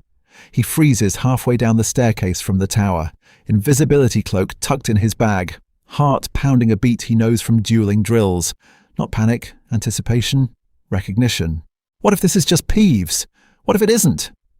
Around the next corner, the corridor is wrong, stone blackened in a jagged line. Portrait frames warped and sagging, their occupants gone, fleeing into neighbouring canvases. The air hums with residue, a low, vicious buzz under the silence. At the far end, near a suit of armour, a second-year girl from Hufflepuff lies crumpled, fingers still curled around her wand. Her name is Megan, Muggle-born. Harry knows that too. He knows the spell pattern even before he lifts his wand. 3 strikes along the wall, 1 low, 1 mid, 1 high, carving channels for power. A focusing lattice. Voldemort drilled this into him over and over on cold stone floors while Death Eaters stared in approval, and he tried not to shake. It's meant for breaching wards or turning safe places into traps. Hogwarts is supposed to be the safest place in Britain. So why is his guardian's signature burning in its bones? He steps closer. The air bites at his skin, a cursed residue that wants to crawl under fingernails and into veins. Megan's chest rises, shallow and rattling. Not dead. Not yet. But her eyes are open and unfocused, staring past him at something only she can see. A ward hook curse. Subtle. Cruel. It latches onto the castle's protections and twists them, turning them against anyone with the wrong blood status. Exactly the sort of elegant brutality Voldemort admires. Harry's throat goes dry. He can break it. He knows the counter sequence, the one Voldemort made him practice until failure cut through the grief like a knife, but the magic to undo this is as dark as the spell itself. It will flare bright and unmistakable on every sensing charm Dumbledore has layered over the school. Use it, and he saves her. Use it, and he might as well hang a sign over his head. I was trained by the Dark Lord. Bootsteps echo behind him. Shouts. Someone has raised the alarm. Harry has seconds, maybe less. Choice slams into him harder than any curse. If he hesitates, Megan's breaths will stop. If he acts, the war walks straight into Hogwarts with his wand as the banner. He moves. Frange vincula. Reverto, he whispers, voice shaking despite himself. Power tears through the corridor, invisible but brutal. The blackened lines along the wall flare sickly green, then rip apart, the spell structure unravelling in a cascade of sparks. The pressure in the air vanishes so fast, his ears pop. Megan gasps, a real breath this time, then coughs, sobbing, clutching at her chest. Teachers burst into view, McGonagall in her tartan dressing gown, Snape with his wand already raised, Dumbledore behind them, eyes taking in everything at once. The ruined stone, the shaking girl. The boy standing too close, wand still warm in his hand. "Potter," Snape snaps. "What did you do?" Harry lies before he can think. A half-truth, wrapped in schoolboy ignorance. A basic countercurse. A wild guess. He stares at the floor so he doesn't have to meet Dumbledore's gaze and see what the old man has already guessed. Publicly, Dumbledore's voice is calm. Soothing. Hogwarts is safe. The situation is contained. No need for panic. Privately, the castle changes overnight. New wards, patrols doubled. Whispers of Heir of Slytherin, of war, of enemies already inside these walls. In the hospital wing, as Megan sleeps under layers of charms, Hermione stands at Harry's bedside and studies him. Really studies him, eyes narrowed. "You knew what that was," she says quietly. Not an accusation. A fact. Before anyone else. Before even the professors. Harry's mouth is dry. He says nothing. The silence between them is heavier than any spell. Hermione turns away, but not before he sees it. The fracture line. The first crack in how she looks at him. Not just as a friend, as a mystery, as a threat. This is that story. The one where Hogwarts stops being a refuge and becomes a battlefield, and the boy at its centre is running out of places to hide. And somewhere deep under the castle, in chambers that remember older wars, something stirs, answering the Dark Lord's touch on its foundations. Draco, Hermione, and the fractured trio that never was, Draco Malfoy notices first. Not the chamber, not the whispers in the pipes. Harry, the way his hand lingers on stone in the dungeons. The way he stares at the shadows under the castle as if they're answering back. Draco has been raised on stories of the Dark Lord's triumphs, of the war his father barely survived.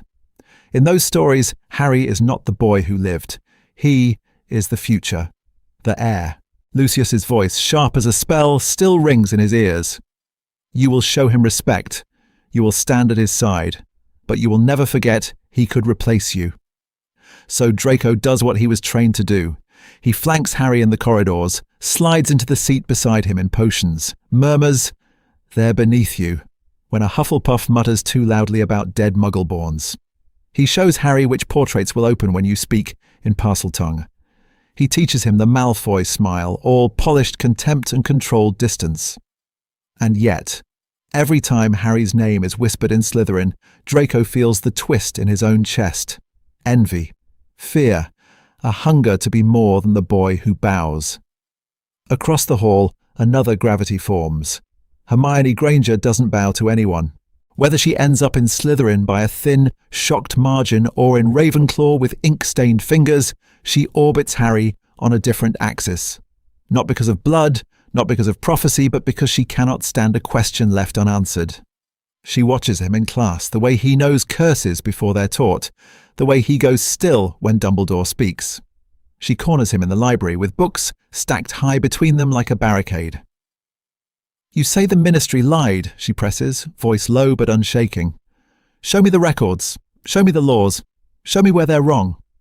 Facts, footnotes, ancient war reports that don't match the Dark Lord's version of events." Hermione becomes a mirror Harry never asked for, reflecting back not his power, but his gaps. She doesn't scream when he slips and calls torture necessary discipline. She just goes quiet in a way that cuts through the grief like a knife. And on the edge of it all, Ron Weasley watches. His family lost uncles and cousins in the First War. His mother still goes white at the word Death Eater. Ron grew up on a different story. Dumbledore as Hope, the Dark Lord as the monster under every bed. So when he sees Harry, Voldemort's boy, sit with Draco Malfoy and still, somehow, shove a Slytherin's second year out of the way of a misfired curse, Ron doesn't know what to do with the lurch in his chest. Fear, resentment, and something worse, respect. What if this is the enemy and he's not what the stories promised? Draco is one future, the loyal heir, the boy who leans fully into the legacy carved for him. Hermione is another, the relentless mind, the reformer who refuses to accept any version of history without evidence. Ron is the bridge Harry has never had, a doorway into cramped kitchens, hand-me-down jumpers, and a wizarding world that does not speak in titles and terror. The fracture line between them is thin. Every choice Harry makes presses on it. It comes to a head over something small, a detention with Snape that wasn't just detention. A question about a spell Voldemort taught him, one that felt wrong in his wand, wrong in his bones. Draco would tell him to perfect it. Hermione would demand to read about it. Ron would just ask, "Did it hurt?" In the common room's late-night silence, with the castle breathing around him and the chamber's whispers still echoing in his skull, Harry sits between three paths and one secret. He stands, walks past Draco's expectant gaze, past Hermione's open book. He stops in front of Ron. "Can I show you something?" Harry asks, voice low, uncertain. It's not the war yet. It's only a spell, but this is that story, where the smallest confession marks the first betrayal of the Dark Lord's script, and the night everything changed is getting closer. Snape. Between masters. Double agent. Double guilt. The dungeon is silent except for Harry's breathing. Snape stands a few feet away, wand raised, eyes like chips of obsidian. Harry's wand hand trembles. The air smells of damp stone and stale potion fumes, a familiar claustrophobia closing in. "Again," Snape says. "No preamble. No mercy. Legilimens." The spell slams into Harry's mind. Corridors. A marble hall in Riddle Manor. Voldemort's hand on his shoulder, cold and possessive. Dumbledore's face in the Great Hall, unreadable. Ron's hesitant grin in the common room. It all blurs, screamed into motion. "Push me out." Snape's voice is distant and sharp at once. "Or anyone will walk through you."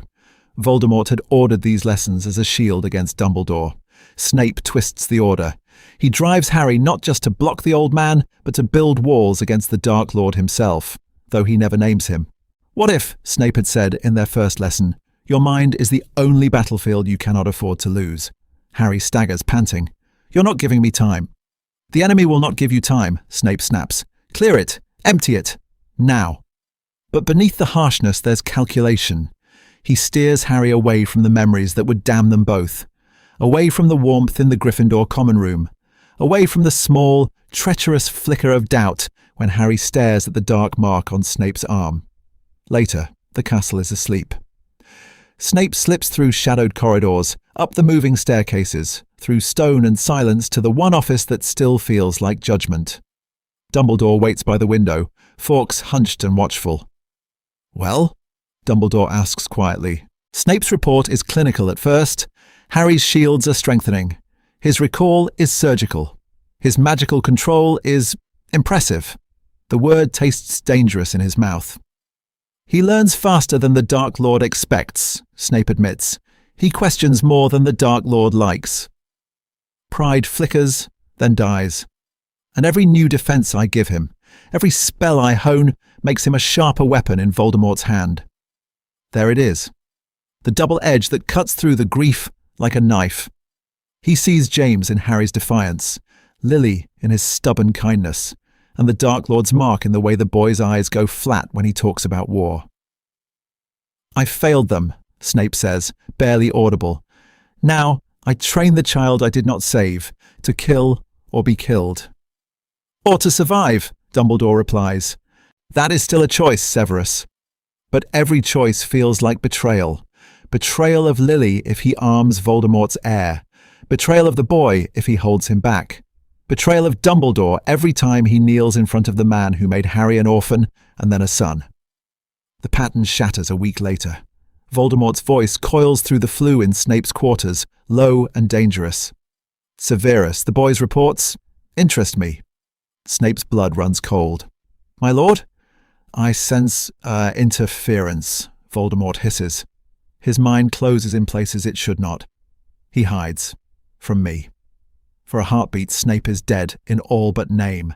Then he bows lower, forcing his voice to steady. "My lord, I have pushed him hard, as you commanded. A mind too open is a liability." Dumbledore probes. The boy reacts. In resisting the old fool, he has grown enthusiastic. A pause. A weighing. "See that his enthusiasm does not turn inward," Voldemort says at last. "I will test him myself soon." The fire dies. Snape remains kneeling long after the flames are gone. That night, in the empty classroom, he watches Harry raise his wand again, jaw set, eyes bruised with exhaustion.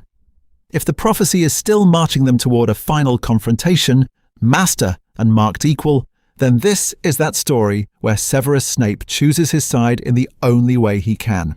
He will sharpen the blade, but he will tilt it.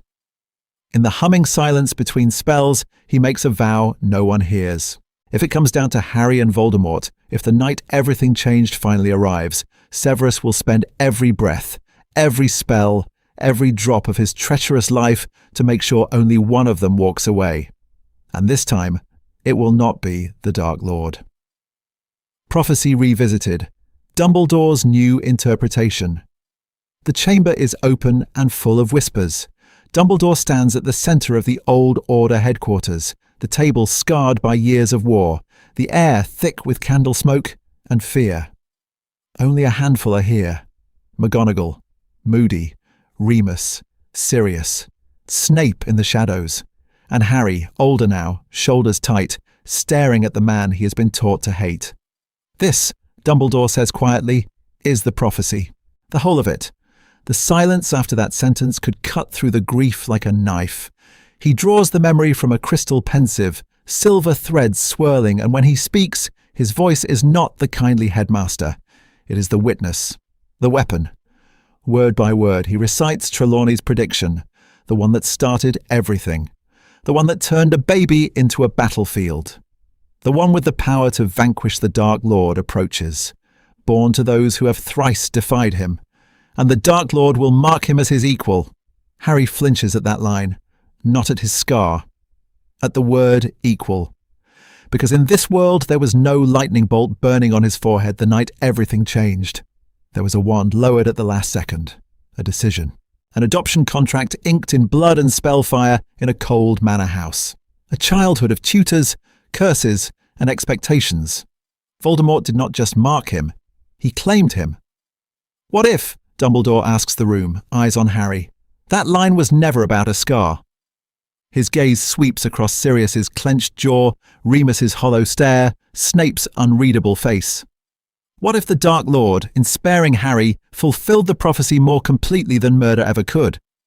He explains it with brutal clarity. In canon history, the mark was an accident of survival, a side effect. Here the bond is deliberate. Legal guardianship woven with dark magic.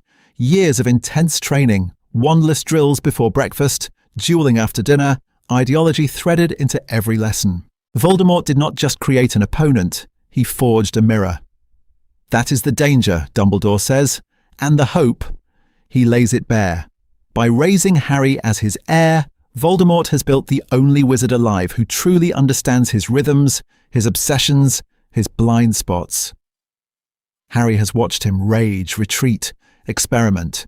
He knows which insults make him reckless, which losses he cannot bear, which spells he favours when he is afraid to admit he is afraid. But the blade cuts both ways. If Harry chooses him, Moody growls, we're dead. All of us. This war doesn't end. It just settles into his rule. Dumbledore doesn't deny it. He cannot. The prophecy does not promise victory. It promises a meeting point, a choice. In one future, Harry stands at Voldemort's side, equal in power and conviction, and the resistance burns out over generations. In another, he turns and the Dark Lord falls to the very weapon he honed. This is that story, the narrator would say, if anyone here could hear it. The story where destiny and upbringing are knotted so tightly it is hard to see the seam.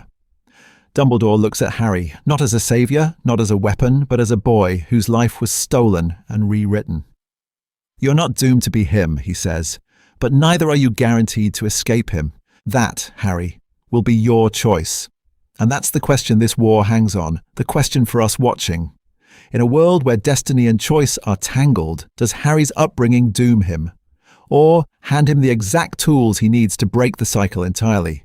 Because somewhere in a darkened manor, Voldemort is making his own plans for how this prophecy will end, and he has no idea what his equal has just learned. Summer at the Dark Manor, two worlds. Pulling at one soul, Summer comes with a crack of apparition and the soft thud of Harry's trunk on marble. The Dark Manor is waiting. Smaller now. Colder.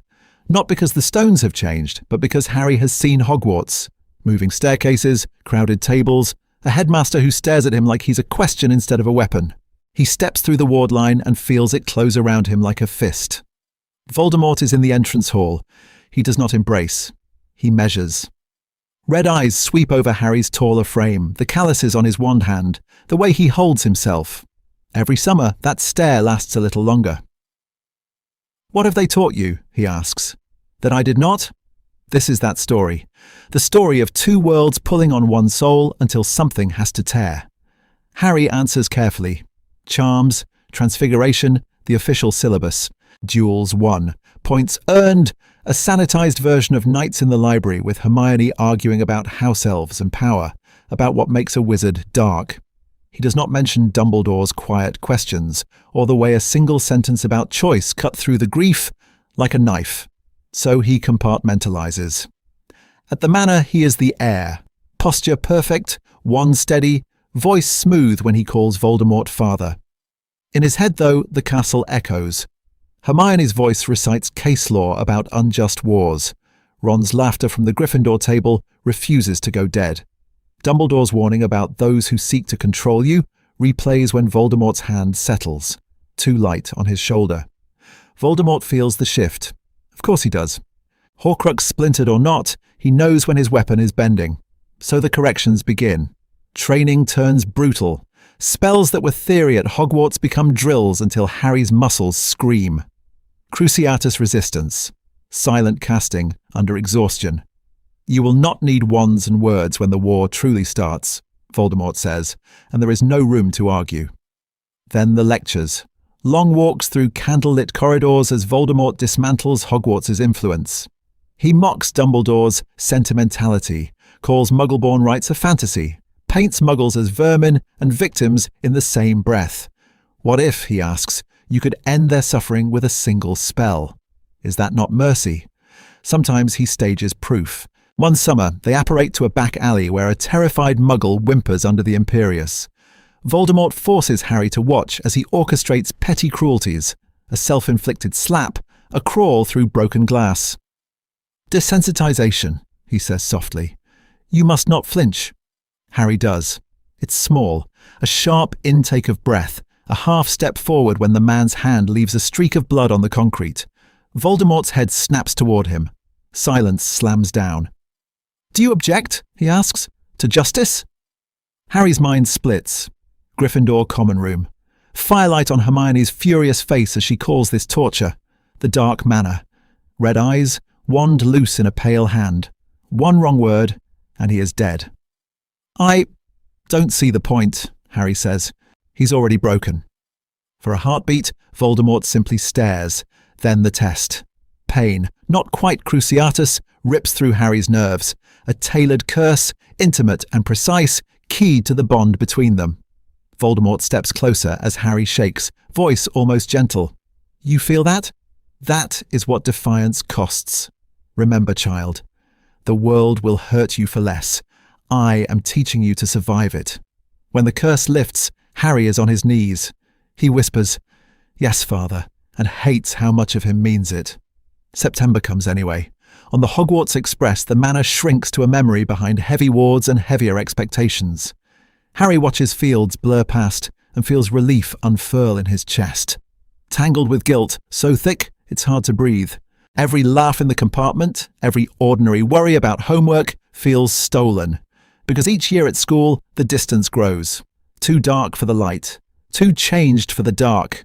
And somewhere between the dark manor and the castle on the hill, he realizes he no longer fully belongs to either world.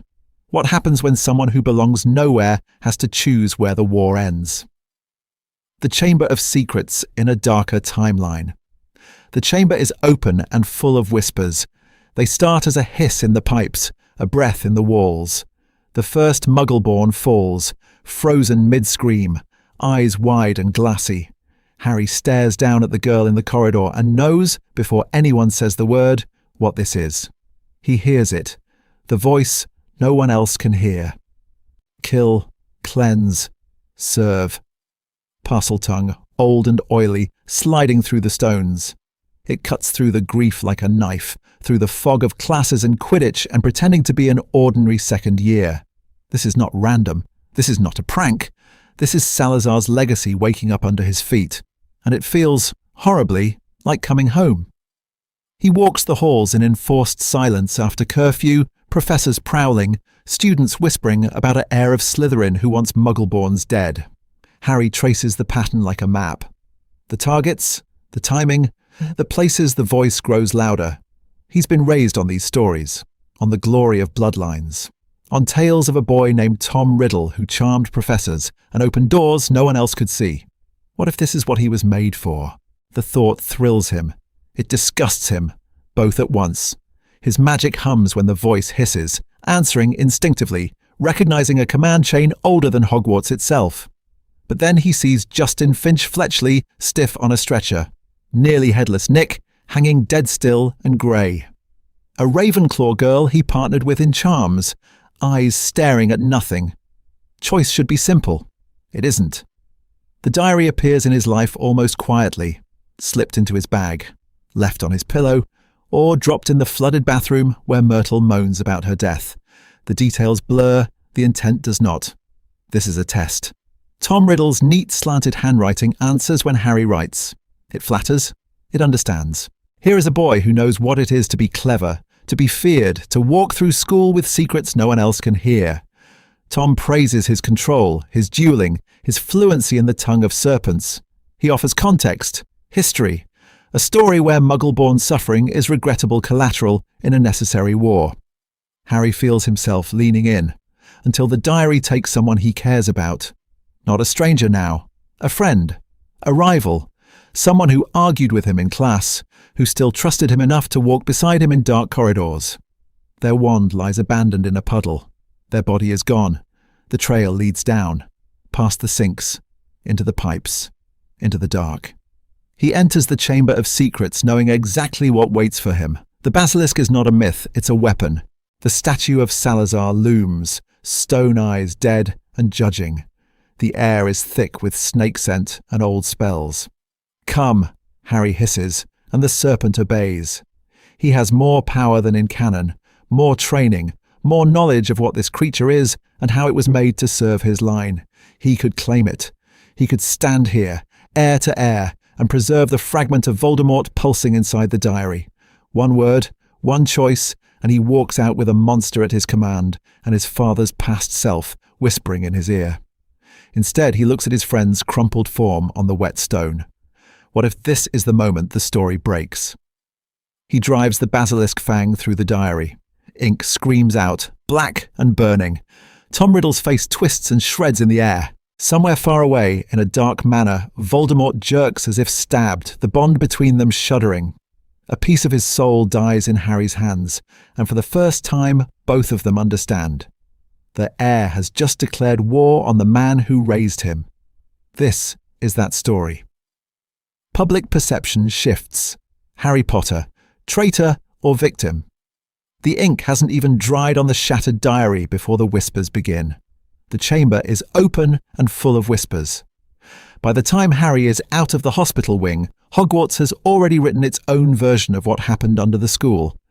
In the Great Hall, in corridors, in the cold, echoing stairwells, students lean close and trade stories in low electric voices. Potter went down there alone. No, he went to meet you-know-who's basilisk. He saved Ginny Weasley, you idiot. My brother said McGonagall was white as parchment when he carried her out. A Hufflepuff second year swears she saw Harry's wand arm dripping with venom. A Slytherin fifth year insists Harry spoke Parseltongue to the monster and then turned on it, proving he could command and betray in the same breath. What if he lured the basilisk out on purpose, just to show his father what he could do? What if the whole thing was a test from the Dark Lord and Hogwarts was just the stage? Rumour moves faster than Owlpost. By the weekend, the story has left the castle. In the Ministry's marbled corridors, Harry's name is suddenly everywhere, hissed behind closed doors and shouted in cramped committee rooms. A junior undersecretary slams a file down. He killed a basilisk at 12, under Hogwarts, using Merlin knows what spell. We can't pretend he's just a child. Across the table, an older witch with tired eyes shakes her head. He's Voldemort's ward, marked by that war before he could walk. Brainwashed. If we brand him a criminal, we push him straight back into the Dark Lord's arms. Others see something colder, a bargaining chip, a weapon that already screams prophecy, even without the boy who lived myth. What if the Dark Lord's heir could be turned? What if they could pry him away, use him to cut through the grief like a knife and end this before it begins again? In Diagon Alley, Rita Skeeter smells blood. Her quill scratches furiously across enchanted parchment. The Dark Lord's golden boy. Hero. Hostage or hidden heir. She stitches half-truths to outright lies with surgical precision. Yes, Harry was seen in the chamber aftermath. Yes, he speaks Parseltongue. No, she does not mention that he was shaking when Madame Pomfrey cleaned basilisk blood from his hands. The article hits breakfast tables. Parents stare. Children stare. Even some auras stare, the silence in their offices suddenly heavy. Harry feels it first in Hogsmeade. He slips into the village under supervision, cloak pulled tight, trying to be a normal second-year buying sweets. In Honeydukes, two older students stand near the sugar quills, not realizing he's behind the display. I heard he smiled when they dragged him out, one mutters. Who smiles after killing a monster? Who goes back down there at all? The other answers. He's either braver than Dumbledore or completely dead inside. The words hit harder than any spell. Harry freezes, a box of chocolate frogs in his hand, heart pounding in his throat. They don't sound afraid for him. They sound afraid of him. Later, in Diagon Alley, it's worse. A mother yanks her child closer as he passes Flourish and Blots. Two wizards at the steps of Gringotts argue in sharp, clipped tones. He saved a girl, one says. Whatever his upbringing, that has to mean something. He is Voldemort's, the other spits back. You don't raise a wolf and expect a lamb. Harry walks by, eyes forward, pretending he can't hear. But every word lodges. Traitor. Weapon. Monster. Hero. None of them say boy. That night, alone in his dorm with the curtains drawn, the realization settles over him like a second skin he can't peel off. If he runs back to Voldemort, half the world will see him as the Dark Lord's perfect heir, the child who chose power over the dead. If he breaks away, if he keeps destroying Horcruxes in secret and siding with Hogwarts, the other half will see him as a traitor waiting to turn, a piece on a chessboard they're desperate to control. Either way, he isn't Harry. He's a symbol, a warning, a weapon pointed at whichever side loses him. And somewhere in the middle of a war he never asked for, he realizes there may be no room left for any choice that lets him just be himself. This is that story, the one where being marked as an equal means never being allowed to be only a boy. The Triwizard Tournament, a stage for the dark heir. The banners go up first. Hogwarts' stone walls blaze with colour, but beneath the gold and scarlet, beneath the blue, green and black, there's something sharper. A watching. A weighing. The Triwizard Tournament isn't just a game this year. It's a summit, a trial, a stage built to see what the Dark Lord's heir really is. They arrive in waves. Beauxbaton's carriage thunders from the sky, its powder blue flanks gleaming in the autumn light.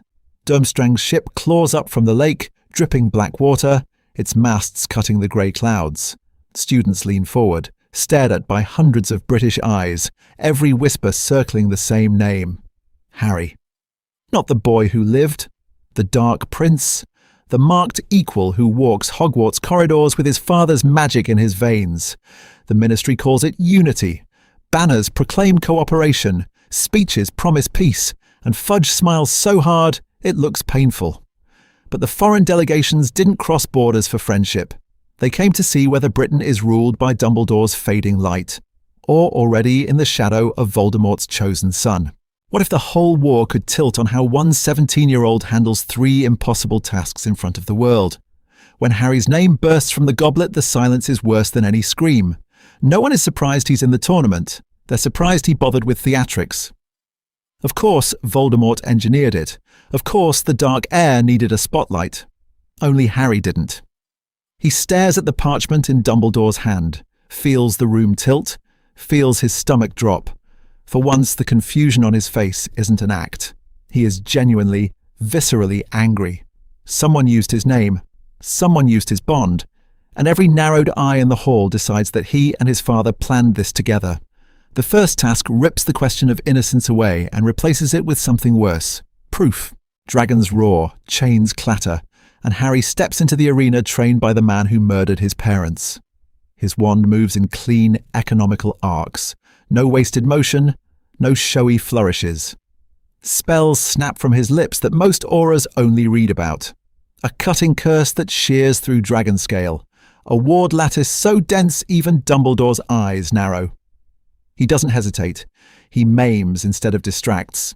He takes a risk that nearly gets him killed and still walks out, smoke-streaked and breathing hard, with a golden egg in his hand. The crowd is terrified and thrilled. That combination cuts through the grief like a knife. In the aftermath, the world closes in. A Beauxbaton witch with wary eyes tells him stories of Voldemort that never reached British papers. Villages dead, names erased, the war exported when it grew inconvenient at home. A Durmstrang boy mutters about Dumbledore's saint's mask and the students he lets suffer to keep his greater strategy intact. What if neither of them are what they told him? What if this whole story has been edited around him from the night everything changed?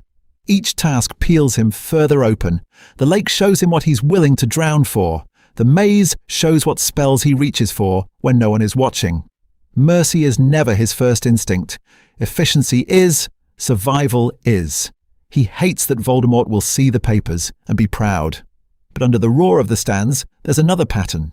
Runes carved into stone. The way the champions are herded, measured, bled. Whispers in the corridors about old magic and binding circles. The tournament isn't just a spectacle. It's a ritual. Not to resurrect Voldemort. He's already alive. To do something far more intimate to the Dark Heir standing in the center of the maze. To sever the bond between them. Or make it unbreakable. And Harry is starting to realize he may not be the one who gets to make that choice. Graveyard Reversal. when the weapon turns on the maker. The portkey hits like a fist. Graveyard. Cold, wet, wrong. Harry hits the ground hard enough that his teeth clack together.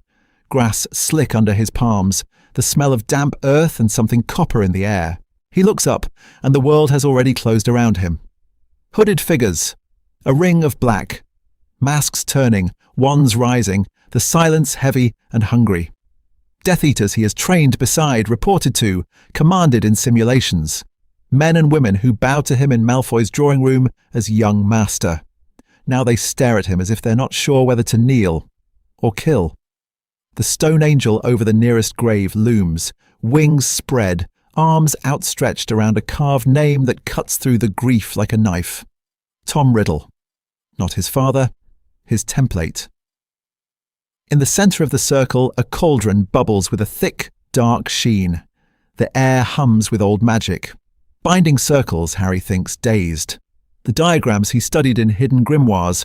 The tournament isn't just a ritual to test champions. It's a funnel, a portkey, a delivery system, to bring the weapon home to the maker. Voldemort steps forward from the shadows. No resurrection here. He's already whole, already terrible, already real in a way Harry has never let himself fully acknowledge. Robes whispering, snake eyes bright, wand loose in his fingers. "Harry," he says, almost gentle, "the night everything changed has been a long time coming, hasn't it?"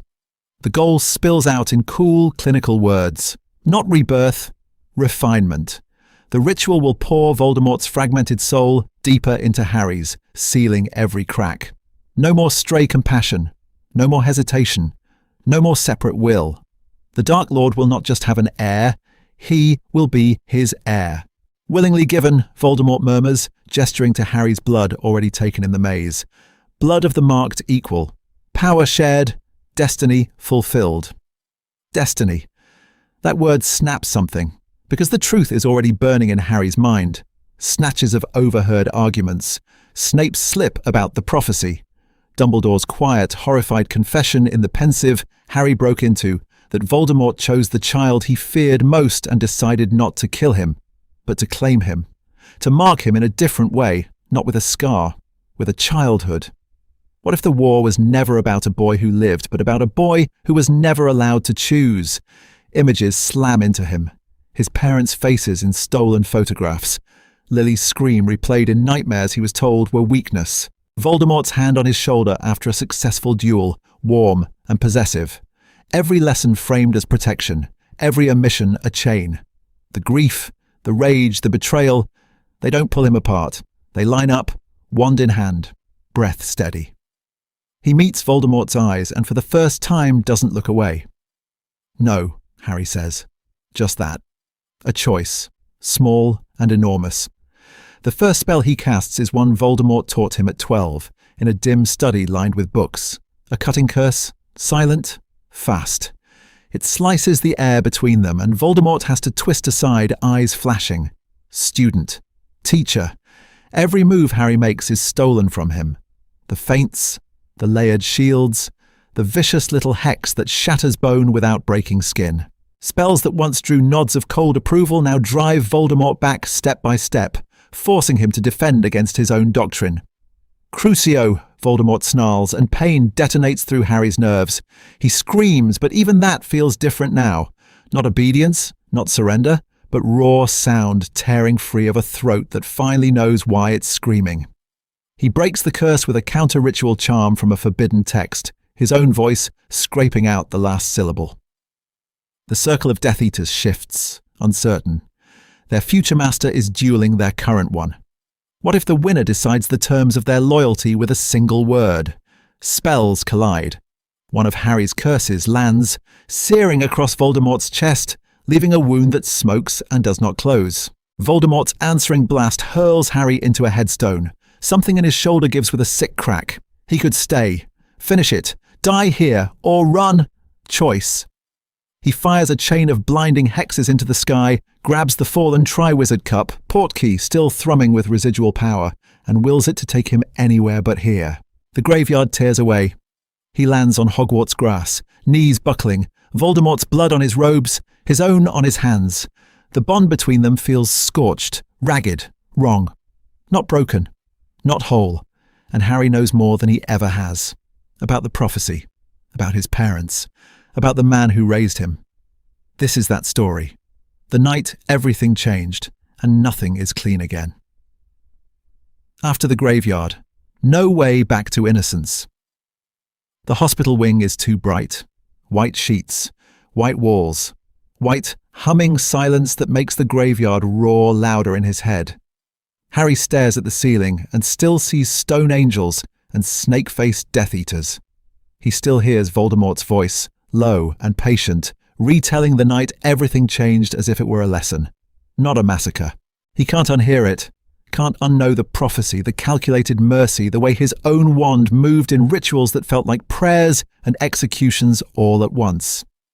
Madame Pomfrey mutters diagnostic spells over him. His skin prickles. Nothing hurts as much as the absence. The bond feels singed, off-key. Voldemort is not dead. Harry knows that in his bones, but something between them has been dragged out into the open and left bleeding. Dumbledore stands at the foot of the bed, older than Harry has ever seen him. Relief flickers in his eyes when Harry looks back. Harry is here, alive, not fully claimed, but the relief is wrapped in grief so heavy it might as well be another blanket. Grief for James, for Lily, for the child raised in the shadow of the man who killed them. What did he tell you? Dumbledore asks softly. Harry's throat closes. Because what if he answers? What if he says, he told me why he spared me. He told me I was his greatest spell. He told me you would use me too. Across the room, in the shadows near the door, Snape watches, arms folded, expression carved from stone. There's a grim satisfaction in his stare, as if a prediction has finally come true. The break has begun. The Dark Lord's perfect weapon has misfired. But Snape also sees the tremor in Harry's hands, the way his eyes keep flinching towards spaces no one else can see. Draco comes later when the others are gone. Pale, furious, whisper sharp.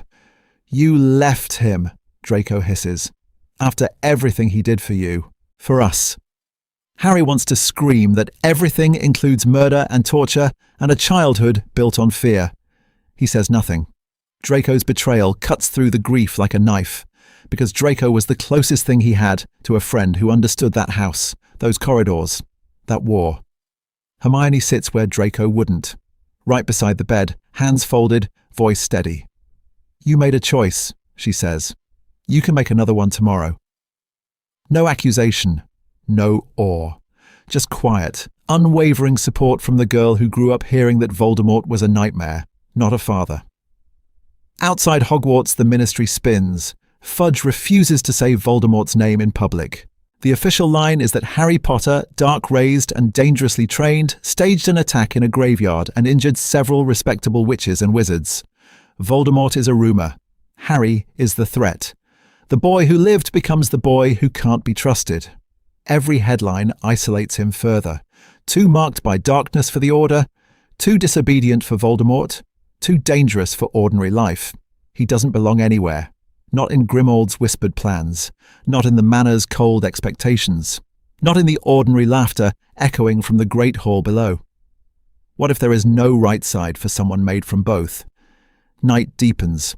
The ward empties. Dumbledore returns, moving slowly as if each step is a decision. Harry, he says, and the name is almost an apology. There are things I should have told you years ago, about the prophecy, about your parents, about him. I will not hide them from you any longer. Harry's heart stutters. Pattern broken. For once, an adult is offering truth before demand. You have a choice, Dumbledore continues. You can stand with us openly, and I will see that you are trained, not as a weapon, but as a person who understands what this war truly is. You can walk away, and we will not drag you back, though the ghosts of both lives will follow you. Dumbledore's gaze is clear, unflinching. Or, he says, you can try to fight him on your own terms, but you will not have to do it alone unless you insist on it. 3 paths. No way back to innocence. This is that story. Harry swallows, every version of his future crowding the air around his bed. And he realizes the most dangerous spell he can cast now is his answer. Training with the Order. Unlearning the dark arts. The chamber is open and full of whispers. Not the Chamber of Secrets. A bare stone room deep in Hogwarts where the Room of Requirement has stripped itself down to essentials. Dummies, wards, a faint silver grid of containment lines on the floor. No banners, no throne, no Dark Lord. Harry stands in the centre, wand in hand, feeling naked. What if power isn't the question? Dumbledore asks quietly. What if the choice is? That lands harder than any curse. Because for Harry, power has always been the answer.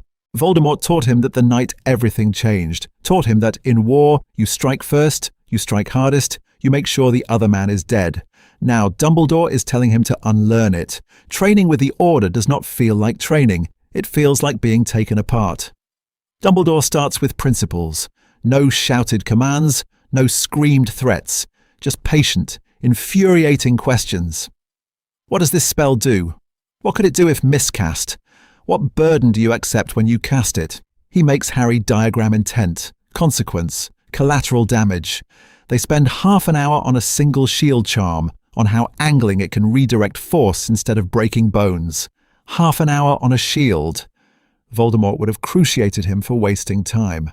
Again, Dumbledore says, and Harry's jaw tightens as he raises his wand. Moody is the opposite of gentle. Whether he's the real Moody or not, the paranoia is real. He kills the lights with a flick. The room drops into thick darkness. You won't see them coming, he growls. You won't hear the spell that kills you. Constant vigilance is not a slogan, boy. It's survival. Spells slam into Harry from angles he can't predict. Stunners, disarms, ropes that snake around his ankles. Non-lethal only, Moody barks at the others. He's got enough dead on his conscience. Harry's instincts scream for the old answers. Avada, Sectum Sempra. Spells that cut through the grief like a knife, clean and final. His wrist twitches toward a killing curse more than once. Don't, Lupin says, catching the motion in the dark. Lupin's sessions are the strangest. No dueling at first, just breathing, grounding, naming what he feels when someone aims a wand at his heart. If you can't stand in your own mind, Lupin tells him, you'll fall for anyone's story of who you are. Voldemort's, Dumbledore's, even mine. They run trust drills. Harry blindfolded, Hermione's voice guiding him through a maze of moving dummies as they fire harmless sparks. Group maneuvers where he must drop his shield on command so Ron's spell can pass through, where hesitation means a simulated curse to the chest and another lecture on trust. Consent too. Before they cast anything painful, they ask. Explain, offer an out. It's maddening. War won't ask first, Harry snaps once. No, Dumbledore agrees, but we are not the war. Later, in a simulation, they push him to breaking. Illusory Death Eaters close in, masks gleaming, wands raised. One of them wears Voldemort's face. The room narrows to a tunnel. His pulse roars. His body knows what to do. Kill the leader. End the threat. End the story. Av! The killing curse surges to his tongue, familiar, easy. He stops. A different word tears out instead. Expelliarmus! Red light, not green. The illusion of Voldemort's wand flies from his hand. The others falter. In that heartbeat, Hermione and Tonks drop them with stunners and Incarcerus. Silence crashes down. Harry stares at his own wand arm, shaking. He won. No one is dead. For the first time, he believes, just a fraction, that this what-if has room for a different ending, and that his next spell, his next choice, might rewrite the war itself. Voldemort's counter-move, reclaiming or destroying his heir. The silence doesn't last.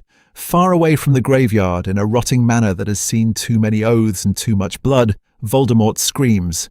It is not theatrical, it is raw. The sound cuts through the grief like a knife, shattering candles, cracking glass, making even Bellatrix flinch where she kneels. His body is still half-formed, magic stretched thin from resurrection and duel, but rage makes him terrible again. Harry, his weapon, his investment, his heir, gone. He stares into the fire where the dark mark writhes on his forearm, the green serpent twisting as if it, too, is in pain. The bond he forged with Harry years ago when he chose adoption over murder hums under his skin, a thread stretched to snapping. He can feel the boy. Distant. Defiant. Not dead. That is almost worse. What if the prophecy was always about this moment? Not the night everything changed in Godric's Hollow, but this one, his equal choosing to walk away. Around him, Death Eaters shift. The cult doesn't know how to grieve a living prince. He must be hunted, snarls Dolohov, voice thick with contempt. The traitor knew our plans, our strongholds. One spell from him in Dumbledore's ear, and the war changes. No. Lucius's tone is smooth, but his knuckles are white around his cane. He is the Dark Lord's son. The wizarding world has no symbol to rival that. We cannot simply kill him. A murmur. A fracture. Some stared at the empty space where Harry once stood at Voldemort's right hand and saw a future emperor. Others only see the boy who turned his wand on them. Voldemort listens. Weakened, but not broken. This is that story, the one where he refuses to lose twice. Options spiral through his mind with the speed of a killing curse. He could call to Harry through the bond, whisper apologies he doesn't mean, promises he might almost believe, offer him what he was always denied, choice, freedom. Power without chains, if he'll only come home, or he can send assassins. Quiet blades in the dark. Snape with a vial. Bellatrix with a smile. End the threat before the boy fully understands he is one. But there is a third path, the cruelest. Use the bond not to summon but to haunt, to track every heartbeat, to send visions in the night, pain in the middle of exams, whispers during order meetings. Make Harry's new life feel less like escape and more like a battlefield. Let them have him, Voldemort says at last, voice soft enough that the room leans in. Let Dumbledore parade his rescued child, his reclaimed hero. He raises his wand. A simple spell, cast with surgical precision, slips into the world. Altered memories, seeded rumours, carefully leaked accounts of raids where a masked boy with green eyes cast unforgivables and laughed in the silence afterward. Azkaban survivors remember a small hand holding a wand while giants fell. French auras recall a polite teenager who stunned a muggle child to bait a trap. Some of it is true, some is twisted. All of it is poison. How will the Order polish that? Voldemort murmurs. What if their saviour is the monster I made? The Daily Prophet runs the stories within days. Parents stare at their breakfast tables in horror. Hogwarts students whisper, was Harry Potter victim or volunteer? Voldemort watches the headlines with cold satisfaction. If he cannot have Harry as heir, he will have him as curse. He turns back to the fire, eyes burning with something darker than rage. No one, he vows, each word a spell, will ever use my son against me. Not as weapon, not as legend, not as hope. The bond between them tightens, a noose or a lifeline, impossible to tell. And somewhere, miles away, Harry wakes with a hand at his throat, just as the first knock comes at Grimmauld door. Who found him first? The Ministry War, trials, propaganda, and choosing a side. The chamber is open and full of whispers. Not a dungeon, not a battlefield. The Wizengamot. Marble tears rise in a dark circle, purple-robed witches and wizards staring down at the boy who was supposed to be dead or damned, but is instead standing in the centre of the floor with iron around his wrists. Harry Potter, Voldemort's ward, the Ministry's problem. Cornelius Fudge's hands shake as he shuffles parchment. The quill scratches too loudly in the silence, every stroke a nervous spell. He has survived scandals, dementors, even the night everything changed when Voldemort walked into the atrium and Harry walked at his side. But this, deciding what Harry is, weapon, victim, criminal, symbol, this might be the choice that ends his career. Or the war. What if we simply refuse to recognize him? Fudge mutters, half to his undersecretary, half to himself. No trial, no statement. If we don't say the Dark Lord has an heir. Then you admit you're afraid of a boy. Dumbledore cuts in from the witness stand, voice calm, eyes burning. And you lose him to Voldemort forever. That sentence cuts through the grief like a knife. Because around Harry, in the highest tiers, sit people who have buried sons and sisters and parents to Death Eater spells. They didn't come to see a boy reclaimed. They came to see someone pay. The Daily Prophet has been feeding them for weeks. One day, Harry Potter, Dark Lord's dog. The next, can the redeemed heir save us? Posters duel on street corners, charms peeling one set away as another appears. In Nocturne, handbills scream, Potter is power, submit or die. In Diagon's back alleys, underground leaflets whisper a different story. He was a child. He can choose. This is that story. Amelia Bones calls the court to order. This hearing will determine whether Harry James Potter is to be granted immunity for actions undertaken under the influence and control of Lord Voldemort, or whether he is to be prosecuted for crimes against the wizarding world. She stares down at him, monocle flashing. Mr. Potter, tell the court about your upbringing. For a second, he can't breathe. The words Voldemort used to bind him, weakness, shame, mine, claw at his throat. Then he sees, just over Amelia's shoulder, a witch whose face he recognizes from a wanted poster's victim list. Her husband had died in a raid Harry led. He speaks to her. He took me the night my parents died, Harry says. He told me Dumbledore wanted me dead. He told me my mother had begged him to take me. He trained me to duel before I could read. He made me watch when people screamed. A murmur ripples through the chamber. Someone stands. And you chose to follow him. Yes, Harry says. The word lands heavy. I chose wrong. Every day. Until I didn't. Pattern interrupt. A voice from the public gallery, raw and shaking. My boy was in that village. You burned it. Look at me and say you're not a monster. Harry does.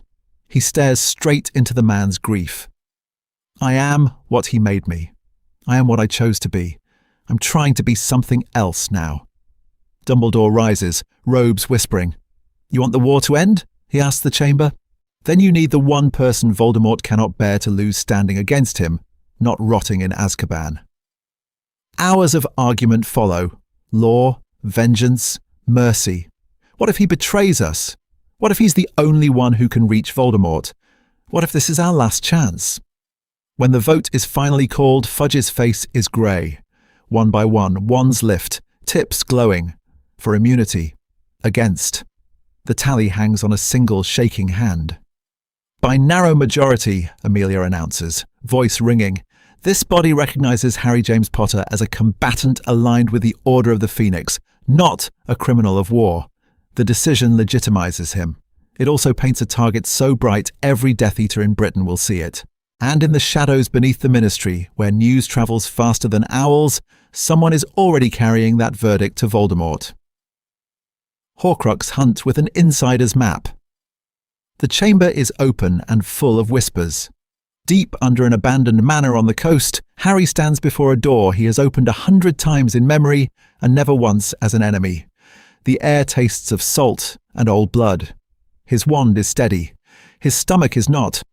What if the only map to the Dark Lord's soul is the child he raised to be his heir? This is that story. Harry knows where to start because Voldemort taught him. Not in so many words, never with a confession, but in offhand comments and calculated lessons. A lecture on ancient blood wards that linger near the sea. A correction about how basilisk venom interacts with soul magic. A soft, cold hand on his shoulder the night everything changed, pointing at a constellation and saying, Power hides in patterns, Harry. Learn to see them. He did. Now he uses them against the man who gave them to him. The first Horcrux falls in the coastal manor, where he learned his first cutting curse at 8 years old. He remembers the way Voldemort's voice cut through the grief like a knife when Harry flinched at a screaming prisoner. Weakness is a choice, his guardian had said. Today, Harry chooses something else. The locket is suspended in a sphere of black glass, runes pulsing in a rhythm that matches his heartbeat. Protective spells coil around it, keyed to his magical signature, trusting that the heir will never betray the father. When Harry steps forward, the wards flare, not to attack, but to welcome. The trust makes him nauseous.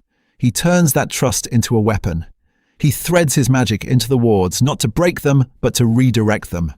Every trap meant to lash out at intruders folds back, strangling the protections instead. The glass shatters. The locket screams. So does Harry. For a moment, the bond between them yanks taut. He tastes ash, hears Voldemort's distant snarl echo through their connection, feels a spike of bewildered hurt that is not his. Then the soul fragment dies, and the silence after is worse than the screaming. This is the pattern of the hunt. Faster because he knows the path. Harder because every step is through his own childhood.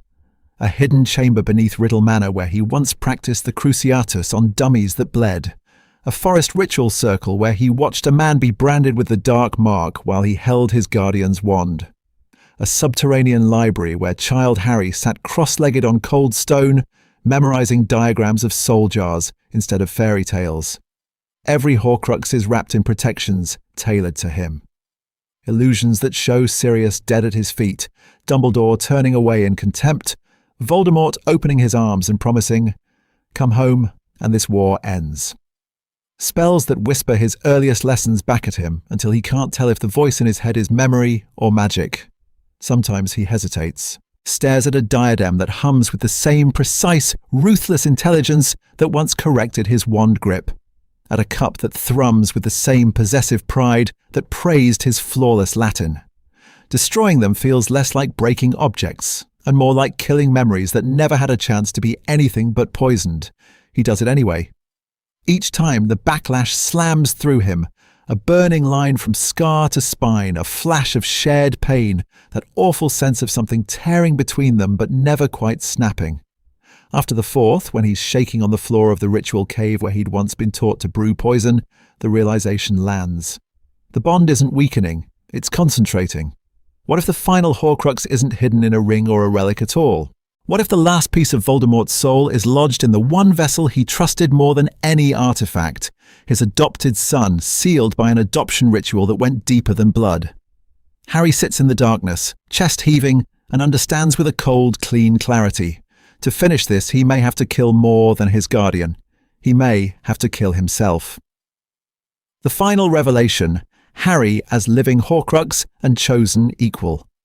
The room is too small for this truth. Harry sits on the edge of the infirmary bed, fingers dug into the mattress, staring at the stone floor until the patterns blur. The words he just whispered to himself, he may have to kill himself, still hang in the air, heavier than any spell. Silence presses in, then the door opens. Dumbledore enters first, older, slower, eyes burned down to embers. Snape glides behind him, robes whispering, expression carved from stone. For once they are united in something that looks a little like fear. "Mr. Potter," Dumbledore says softly, "it is time you heard the full story." Harry's laugh comes out broken. "There's more?" Snape's gaze flicks to the faint dark threads still coiling around Harry's wrists from the last diagnostic charm. "We have been testing you for months," he says. "After the Department of Mysteries, after every episode, magical surges, Parseltongue, your connection to the Dark Lord's moods during the war." His lip curls, but there's no heat in it. "Patterns, Potter. They do not lie." Dumbledore raises his wand and, with Harry's nod, traces a circle of light over his chest. The air shivers. For a heartbeat, a second heartbeat answers, a sickly, echoing thud that is not Harry's own. A smear of shadow flares over his sternum and then vanishes. Cold cuts through the grief like a knife. "There is a fragment of Tom Riddle's soul bound to you," Dumbledore says. No preamble, no comfort, just the blade. Not by accident, the adoption ritual he used went deeper than blood. When he took you into his house, into his name, his already broken soul latched on. And every year he trained you, every spell he pushed you to cast, reinforced the bond. Harry's stomach lurches. He remembers a toddler's hand guided through wand movements, a cold voice praising precision, not kindness. He remembers being 8 and hearing Voldemort's mood before he entered a room. He thought it was fear, or instinct. What if it was never only that? So His throat closes. "I'm literally him. Part of him. Not him," Dumbledore says quickly. "But you are carrying what remains of his humanity, his capacity to attach, to obsess." Snape's eyes flash. "You have always been his greatest weakness and his greatest weapon. Both. That is why the prophecy calls you his equal." Horror washes through Harry, hot and choking. Every choice he's ever made suddenly feels suspect. Did he turn on Voldemort because he wanted to? Or because one shattered piece of soul was trying to crawl back to the rest? Was his rage his own? His love? His grief for the child he never got to be? He sees that child now. The boy who might have grown up in a cramped kitchen with Ron or under Sirius's chaotic protection in Grimmauld Place. The boy who might have been just Harry. That boy is dead, and he never even had a chance to scream.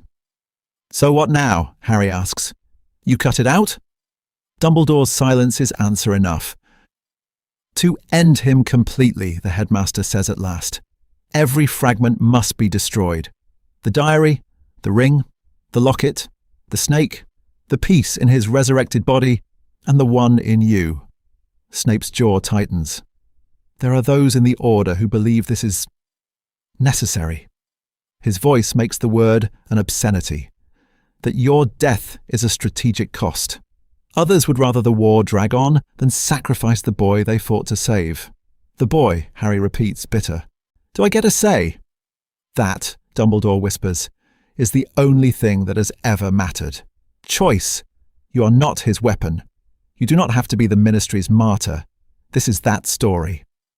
Harry looks down at his hands, at the faint shimmer of darkness under his skin. If he must die, it will not be on their terms. Not Voldemort's, not the Order's. His. "What if," he says slowly, "there's a way to break the bond and end the war, and I walk into it myself?" He lifts his head, green eyes suddenly, terribly clear. "Tell me," Harry says, voice steady now, "how does a living Horcrux die and stay free?" The walk into the forest. Rewritten. The castle is burning. Not in flames, yet, but in spells. Green and red and sickly purple slash the night, painting the stone walls of Hogwarts in warlight. Giants pound at the gates. Spells crack the air. Children screamed, then learned to aim their wands and scream later. Over it all, his voice. "Harry Potter," Voldemort's magic-amplified words roll across the grounds, slow and cold. "You have 1 hour. Come to me in the Forbidden Forest, or I kill them. All of them." The silence after that threat cuts through the grief like a knife. Even the castle seems to hold its breath. Harry stands in a shattered corridor, glass crunching under his boots, dust in his throat. This is the night everything changed, except he has been walking toward it his whole life. Raised for it, shaped for it. He doesn't announce a grand farewell, no speech, no prophecy recital, just choices, small and sharp. Hermione finds him first, blood on her sleeve, hair wild. "You're not going alone," she says, already reaching for his arm. "I am," Harry answers. The words taste like iron. That's the point. He doesn't hug her. They've never been that demonstrative. Instead, he presses his wand briefly to hers, wood tapping wood, a quiet pact. If this works, dismantle everything. His laws, his prisons. Don't let anyone rebuild him in marble. Ron is next, freckled face pale under soot. "Mate, watch her back," Harry cuts in. A command, not a plea. Ron stares at him, sees something decided there and nods once. No more Gryffindor jokes. No more what if we run. Just acceptance. Pattern interrupt. Draco.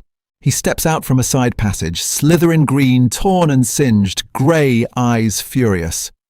"You think walking to him fixes this?" Draco hisses.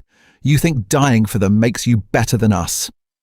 Harry remembers Draco at 11, sneering in the Manor gardens while Voldemort corrected Harry's grip on his wand. Remember this, boy. Power is precision. He remembers Draco at 15, shaking after their first real kill, both of them pretending it was victory. "It's not about better," Harry says. "It's about ending it." He hesitates, then adds, "Tell your mother I kept my promise." Draco's jaw works. "Don't kneel," he whispers. Not to him. The walk to the forest is a corridor of ghosts. Every tree he passes overlays with memory. There, where Voldemort once stood behind him, skeletal hands guiding a child's wrist through a curse, voice soft as poison. Again, no hesitation. Mercy is a lie. There, where Harry, 12 and shaking, cast his first Cruciatus on a bound rabbit because an heir must not flinch. Each step now is a refusal. of the lessons, of the man who gave them, of the boy who swallowed them. What if he had stayed obedient? What if he had become exactly what Voldemort wanted? Perfect weapon, empty heart. This is that story, turned inside out. Halfway in, the air thickens. His scarless forehead prickles, a different bond tugging. Not the lightning mark, but the Horcrux thread they forged the night Voldemort spared the crying infant and whispered, "Mine." Harry lets his shield slip just once. "You come," Voldemort's thought voice coils into his mind, dry and cold. "My clever boy, you understand at last." Images slam into him. A cradle in a dark manor, a wand hovering above it, a decision made. Not mercy, possession. The Dark Lord will mark him as his equal, a hand reaching down instead of striking. "You raised me to be your shadow," Harry thinks back. "Your heir, your anchor. You made me a cage for your soul." "And you are grateful," Voldemort replies. "I gave you power, purpose. Without me, you are nothing. A dead child in a ruined cottage." Harry almost laughs. The sound is raw in his throat. "Without you, I'm free." For a heartbeat, the bond trembles. Teacher and student, father and son, jailer and prisoner. Both of them see it stripped of myth. Two halves of a story that has eaten the world. Then he is in the clearing. Death Eaters ring the space, masks gleaming, wands ready. Giants loom at the edges. Nagini coils near the throne of twisted roots where Voldemort waits, pale and snake-eyed, the war's architect. Everyone expects Harry to kneel. He's done it before as a child, as an apprentice. Kneeling for praise, for punishment, for survival. He does not kneel. He walks until they are a wand's length apart and meets Voldemort's red eyes without flinching. No fear, no plea, just a final, devastating choice. "I'm not your Horcrux anymore," Harry says softly. "I'm not your son." He opens his arms, not in surrender but in defiance, embracing the world beyond this bond, beyond this war. "Do it!" The killing curse rises on Voldemort's tongue. Harry doesn't look away. Inside the in-between, King's Cross with a darker history. The spell hits. Green, then nothing. Silence. Harry opens his eyes to whiteness. A vast misted hall, arches fading into distance. King's Cross? Again? And not. Because when he turns his head, the clean lines blur, and there, bleeding through the fog, is a corridor from the dark manor. Black marble. Iron sconces. The echo of his own footsteps from childhood when every miscast spell cost him. The world flickers. Platform. Manor. Platform again. Voldemort's influence runs that deep. Even in this in-between place, Harry's soul remembers whose house raised him. He pushes himself upright. His chest doesn't hurt. His scar, he touches his forehead on instinct, is smooth. Unmarked. For the first time since the night everything changed, his skin is just skin. Something whimpers behind a broken pillar. He knows what it is before he turns. He's seen this thing once in another version of this station, in another story, but this time it's smaller, more tangled, its form warped by runes he recognizes from the adoption ritual carved into the Dark Manor's nursery floor. A maimed, childlike fragment of Voldemort's soul. Not just the Horcrux from Godric's Hollow. This one is threaded with years of shared magic. The nights Voldemort forced their wands together, the blood-binding ceremony that made Sun a legal weapon, the training sessions where praise was rarer than food. It screams when it sees him. High, panicked, desperate. Harry doesn't flinch. He just stares. "Is it dying?" he asks, though no one has answered him yet. "Yes," a calm voice says behind him, "because you chose to face him unarmed." Dumbledore stands by a luggage trolley, robes pale against the mist. His eyes are still tired, still full of grief, but there's pride there too. Pride Harry never trusted in life. Beside him, half in shadow, Lily and James watch. Lily's hand is over her mouth. James's fists are clenched so hard his knuckles are white, and near one of the dark manor arches, almost hiding in it, is Snape. Not the snarling professor, not the Death Eater spy. A man stripped bare, the bitterness drained, only regret left. "What if," Harry whispers, "it was never really me?" Lily steps forward. "It was never you," she says, voice shaking but certain. Tom twisted the magic that marked you.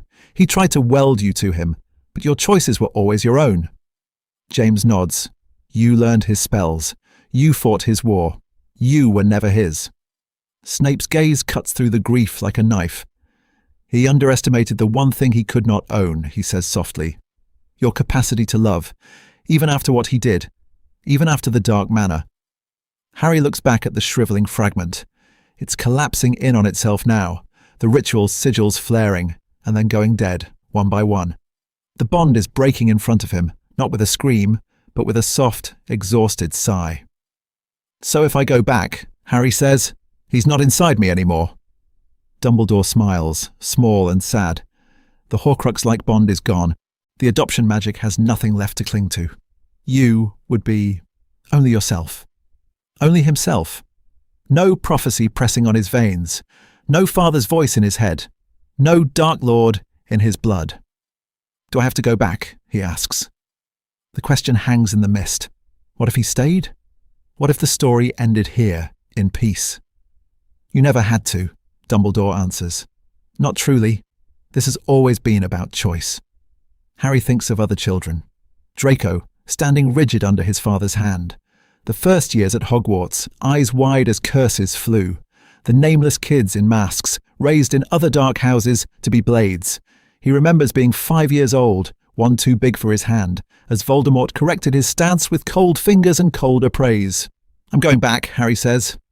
Lily's breath catches. James closes his eyes. Not for a prophecy, Harry adds. Not for him. I'm going back to make sure no child, dark or light, is ever raised as a weapon again. Behind him, the last fragment of Voldemort's soul curls in on itself and disappears. Harry steps toward the platform, toward the war, finally his own. The last duel. Equal at last. The battlefield holds its breath. For a moment it seems the war itself has stopped to stare. Harry appears in the centre of the ruined courtyard, ash-streaked, glasses gone, robes hanging in scorched ribbons. He is unmistakably alive. Wands dip, mouths fall open. Even the giants hesitate. Voldemort's red eyes widen. Not with joy, with calculation gone suddenly, terribly wrong. Impossible, he whispers. The word hangs in the silence. Because the spell he cast in the forest should have finished the story. His heir. His last Horcrux. His final insurance.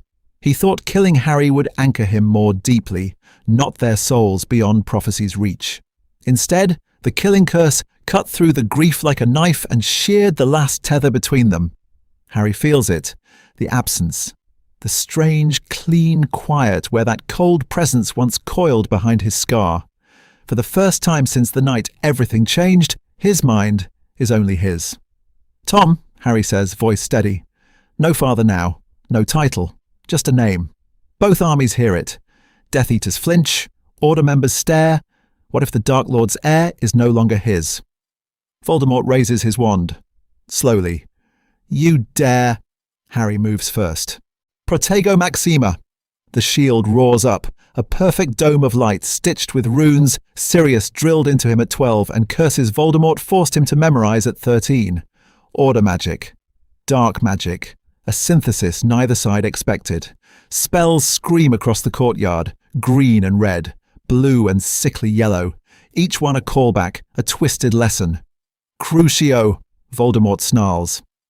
Harry's body remembers that pain, but his wand is faster. Finite. Reflecto. The curse snaps, turns, shatters against stone. He learned the counterstructure in a hidden order library. He learned the rhythm of the casting from watching Voldemort torture traitors. They circle each other in full view of both armies. Equal distance, equal power, equal history. You could have ruled, Voldemort spits between spells. You were made for this. My mark made you my equal. Your mark made me your mistake, Harry throws back. He anticipates the feint, the way Voldemort's wrist twitches before he switches from lethal to binding. He knows because he was trained to do the same. Serpensortia. A serpent explodes from Voldemort's wand. Harry doesn't even look. Incendio. Contineo.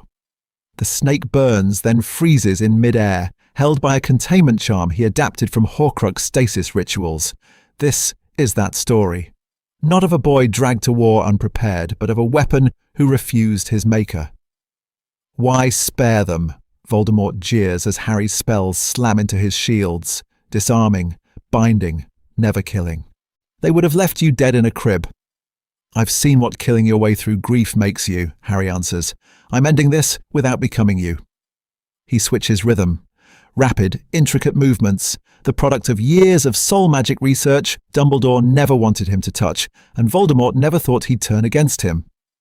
A disarming hex braided with a binding curse, wrapped around a whisper of the same soul-splitting theory that birthed Horcruxes. Reversed. Expelliarmus, Vincio, Revocare Anima. Red meets green. For a heartbeat, their spells lock, twin beams screaming against each other, the prophecy's last echo blazing between them. Then Harry's magic folds, not back, around. Voldemort's wand flies from his hand. Black cords of binding magic snap around his arms and chest, but it's the third spell that matters. The soul-calling weave slides through the cracks his Horcruxes left, not to tear, but to pull, to strip power without killing the man entirely. Voldemort screams, not the high, cold laugh of the Dark Lord, a raw human sound. When it's over, he collapses. Not dead, not immortal, just small, empty-eyed. Magic burned down to embers. Both armies stare at Harry. Not the boy who lived, not the Dark Lord's heir. Something else. A third choice, standing in the ruins of two futures. Behind him, bound and breathing, Voldemort shudders. And then from the edge of the battlefield, someone moves. A figure Harry did not expect, raising a wand with a decision that could shatter everything he's just done. Aftermath. Can the Dark Lord's son ever be just? Harry. Kingsley's shout cuts through the silence like a spell. Stand down! The figure at the edge of the battlefield is not a Death Eater, not a vengeful survivor. It's McGonagall, robes torn, hat gone, wand steady. She stares at Harry, then at the bound thing that used to be her student, her monster, her colleague's murderer.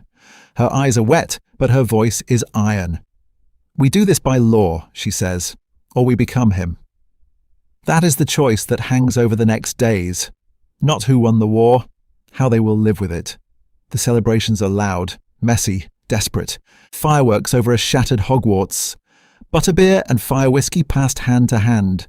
Someone starts to cheer when Harry walks into the Great Hall. It dies halfway through, strangled by uncertainty. Is he the boy who ended Voldemort? Or the Dark Lord's son, trained to kill, who simply turned on his master at the last moment? People stare. They don't come closer. A few auras flinch when he reaches for his wand to scratch his wrist.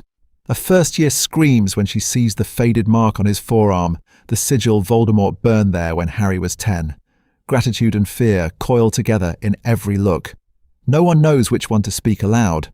What if that's the real battle? Surviving the night everything changed, and then surviving the morning after. The Ministry doesn't collapse this time. It mutates. Kingsley steps into power not with a speech, but with a list. Names of Death Eaters, collaborators, informants. There are trials, not executions in the street. Truth commissions form in cold, echoing chambers where memories are poured into pensives and projected for all to see. Who joined for ideology? Who was coerced? Who was a child when the first dark mark appeared over their home? Harry sits in those rooms until his eyes burn. His testimony is a weapon and a shield. He can say he ordered this, and a man is condemned. He can say she tried to stop him, and a woman walks free into a world that still hates her. Every word feels like a spell that might ricochet. Some argue for blanket amnesty. Others want everyone who ever wore a mask dead. Harry listens to both and thinks of late-night lessons in the dark Manor, of Draco's shaking hands, of Bellatrix's laughter that cut through the grief like a knife. He tries to imagine a life that isn't just war. Aura training tempts him. He knows the spells, the tactics, the shadows where monsters hide because he was raised among them. Teaching crosses his mind when McGonagall asks, carefully, whether he might help rebuild the defense curriculum. Then there is the work no one else wants, advocacy for war orphans, for Muggleborns whose families were obliviated or murdered, for werewolves and giants used as cannon fodder by a Dark Lord who called himself father in private and Lord in public. How do you mourn the man who raised you when the world is celebrating that he's dead? Grief comes in strange, guilty flashes. A memory of Voldemort correcting his wand grip. A rare, thin smile when Harry mastered a complex spell at 12. Then the memory of screams in the next room and the smell of blood on marble floors. This is that story, the one where love was never simple enough to be called love, but absence still hurts. Reconciliation doesn't arrive cleanly. Draco comes first, pale and brittle, standing on the edge of the Hogwarts lake. "We were children," Draco says, but it sounds more like a question than a defense. Harry answers with the only truth he has. "We were, and we still chose things." They stand there a long time, not forgiving, not condemning, just refusing to walk away. Snape, if he lives, finds Harry in the empty potions classroom. The old sneer is gone, worn down by years of espionage and the sight of Voldemort on his knees. He speaks of Lily in clipped, careful sentences that grow longer as Harry doesn't interrupt. Her laugh, her temper, the day she hexed James into the hospital wing. For the first time, Harry hears about his mother from someone who loved her before she was a martyr. The Weasleys are different. There is no speech, no ceremony. Molly simply pulls him into a crushing hug in the Burrows' kitchen, tears soaking his shirt. Ron shoves a mug of tea into his hand and mutters, "You're an idiot," with a roughness that sounds like brother. Ginny sits beside him on the sagging sofa and doesn't ask for explanations he can't give. Their house is small, noisy, chaotic. It feels nothing like the Dark Manor. That's the point. Pattern interrupt. Harry goes back, not to serve, to say goodbye. The Dark Manor is a ruin, half collapsed under the weight of war and curses. Ivy crawls over blackened stone. The great doors hang crooked, one blasted inward by a spell Harry himself cast. He walks through halls where portraits are empty and the air tastes of dust and old magic. In what used to be his room, a precise cold space with bookshelves instead of toys, he finds the remnants of a childhood engineered, not lived. Dueling dummies, training schedules, a single battered stuffed dragon that Draco slipped him when they were 5 and Voldemort was away. Harry picks up the dragon. It's small in his hand now, threadbare, one button eye missing. This is the only thing in this house that was ever given to him without calculation. He carries it outside, past the cracked fountain where Voldemort once lectured him on legacy. At the edge of the wards, where the air hums with the memory of protective spells now broken. Harry kneels and sets the dragon down on the scorched earth. No ceremony, no words. He stands. He turns his back on the Dark Manor and walks away without looking back. Not the Dark Lord's son, not their saviour. Just Harry, stepping into a future that hasn't been written yet, wondering, quietly, fiercely, what if he gets to choose who he becomes next? Ripple effects. A wizarding world, without the boy who lived myth. The silence after the Dark Manor burns doesn't stay empty. It echoes, through classrooms, through bedtime stories, through the way parents lower their voices when they say Harry's name and children stare, trying to decide if he was a monster, a victim, or something in between. In this world, there was never a boy who lived. No clean legend to cut through the grief like a knife. Instead, there is the redeemed heir, the child who walked out of the war, carrying both the Dark Lord's magic and the scars of his choices. What do you tell a 5-year-old about that? That evil can tuck you in at night, teach you your first spell, and still be dead wrong? The old fairy tales don't survive the war. Stories where heroes are purely good and villains are born bad feel thin now, dishonest. New tales spread, whispered first in kitchens and then printed in proper books, of a boy raised by darkness who chose another path, of a man who tried to own a child and lost everything. This is that story, and it changes how children understand the word enemy. Hogwarts changes too. It has to. The castle that once taught history as a neat line of victories and defeats now puts the boy who wasn't a boy who lived into its curriculum. First years still learn dates and names, but they also learn to ask, who wrote this? Who benefited from this version? In Defense Against the Dark Arts, they study not just curses, but propaganda, the posters, the speeches, the myths that made it possible to raise a child as a symbol instead of a son. The Ministry, shamed by how easily guardianship laws were twisted, moves fast. New oversight offices are created, staffed by witches and wizards who still wake screaming from memories of children in masks at Death Eater gatherings. Magical guardianship now requires psychological evaluations, regular check-ins, and most radical of all, the child's own testimony once they are old enough. One signed form is no longer enough to decide a life. Slytherin House feels the shift most sharply. For decades, they were the house of quiet ambition and quieter prejudice. After the war, they become the house that has to look in the mirror. Some families double down, whispering that Harry's redemption proves their blood was always strong. Others, especially the younger ones who saw him hesitate in the Great Hall, who saw him choose, reject that poisoned comfort. New leaders rise. Snape, worn raw but unflinching. A few brave pureblood heirs who stand up at family dinners and say, never again. What if the proudest thing you could be now is a Slytherin who refused Voldemort's ideology? Beyond the castle, the Muggle world can't stay a distant rumour. Harry, who grew up with stories of Muggles as weak and blind, stands in front of cameras and admits what was done in their name and in their absence. No more hiding behind tales of invincible Dark Lords and destined saviours.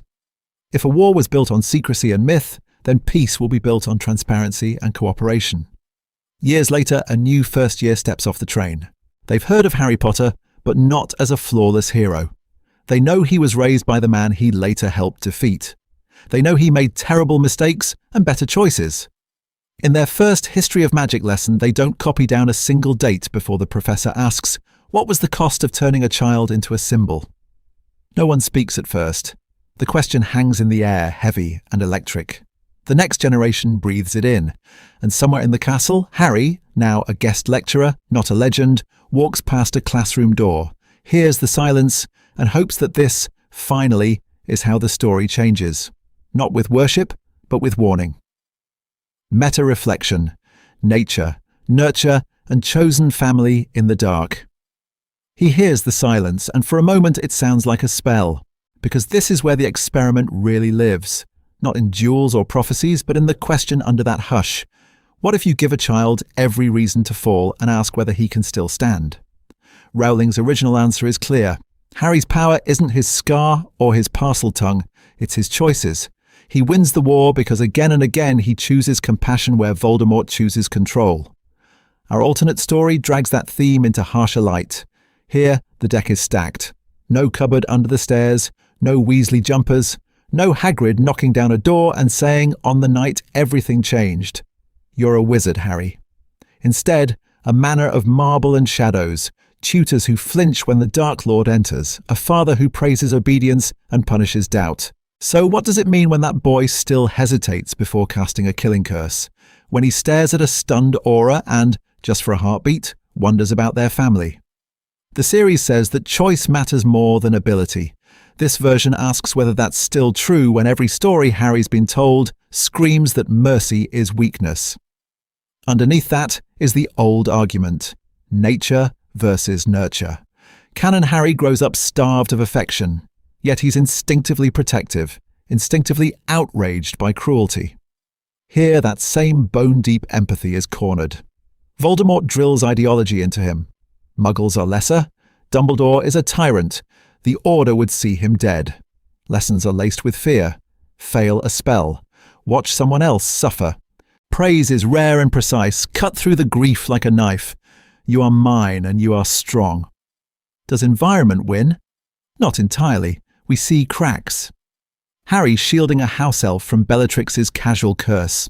Harry asking Snape in a low, dangerous voice why a necessary sacrifice had to be a first year. Nurture bends him, scars him, warps his instincts towards suspicion, but it never fully kills the part of him that flinches at pointless pain. That tension is the engine of this AU. And then there's family. In canon, the Dursleys' neglect teaches Harry he is unwanted. Here, Voldemort's possessive care teaches him he is owned. One household locks him in a cupboard, the other wraps him in wards and watches, turns his life into a strategic asset. Neither shows him love, both distort it. Which is worse, being told you're nothing, or being told you're everything, as long as you obey. That's where institutions step in as imperfect counterspells.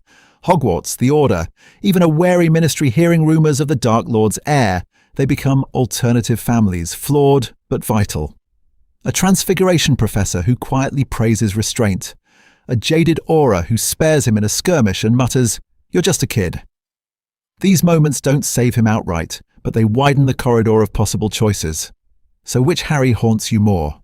The boy who stayed good despite having nothing, or the boy who claws his way toward goodness after being given everything dark?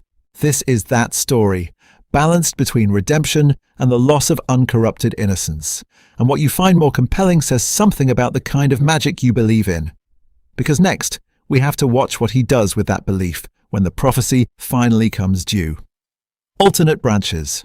If one choice had gone differently, the prophecy is set, the graveyard waits.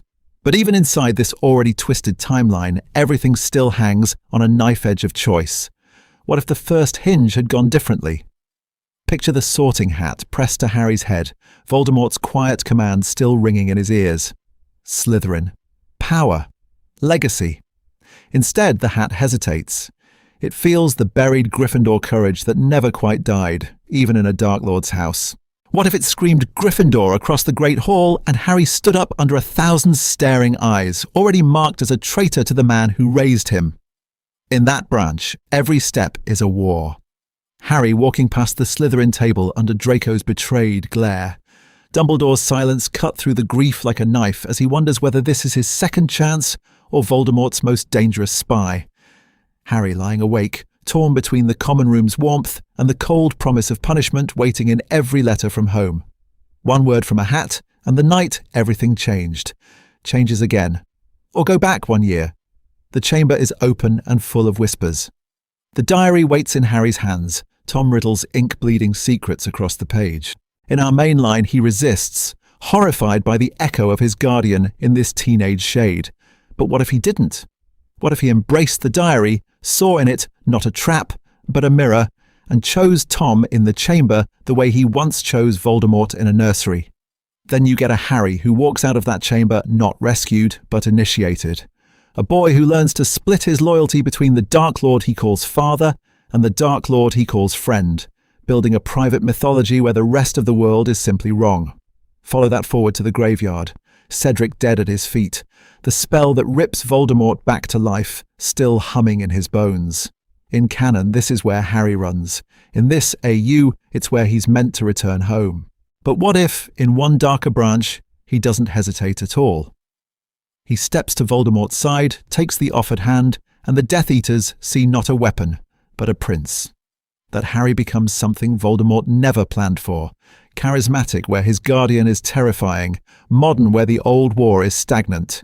He reforms the Death Eaters into a movement with schools, propaganda, laws. The regime doesn't just survive, it evolves. Now flip it. Another branch where something unexpectedly soft grows in the cracks of Voldemort's shattered soul.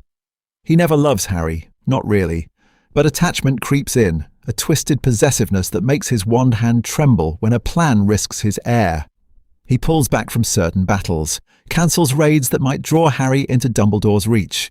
The Order doesn't know why gaps keep opening in the Dark Lord's armor, only that they do. In one thread, Draco defects earlier, pulled by the only person who ever treated him as more than a surname. In another, Hermione fails to reach Harry at all, and the grief of losing him to darkness radicalizes her into something sharper, less forgiving. Snape might burn his cover in a different moment, choosing a single crucial spell to save the boy he once swore to hate. These are not just cool twists, every branch is a question. Who is Harry when one pressure shifts? When one hand reaches or doesn't, when one choice breaks a different way? What if the stories we love are not fixed paths, but fragile hinge points where character and theme are tested again and again?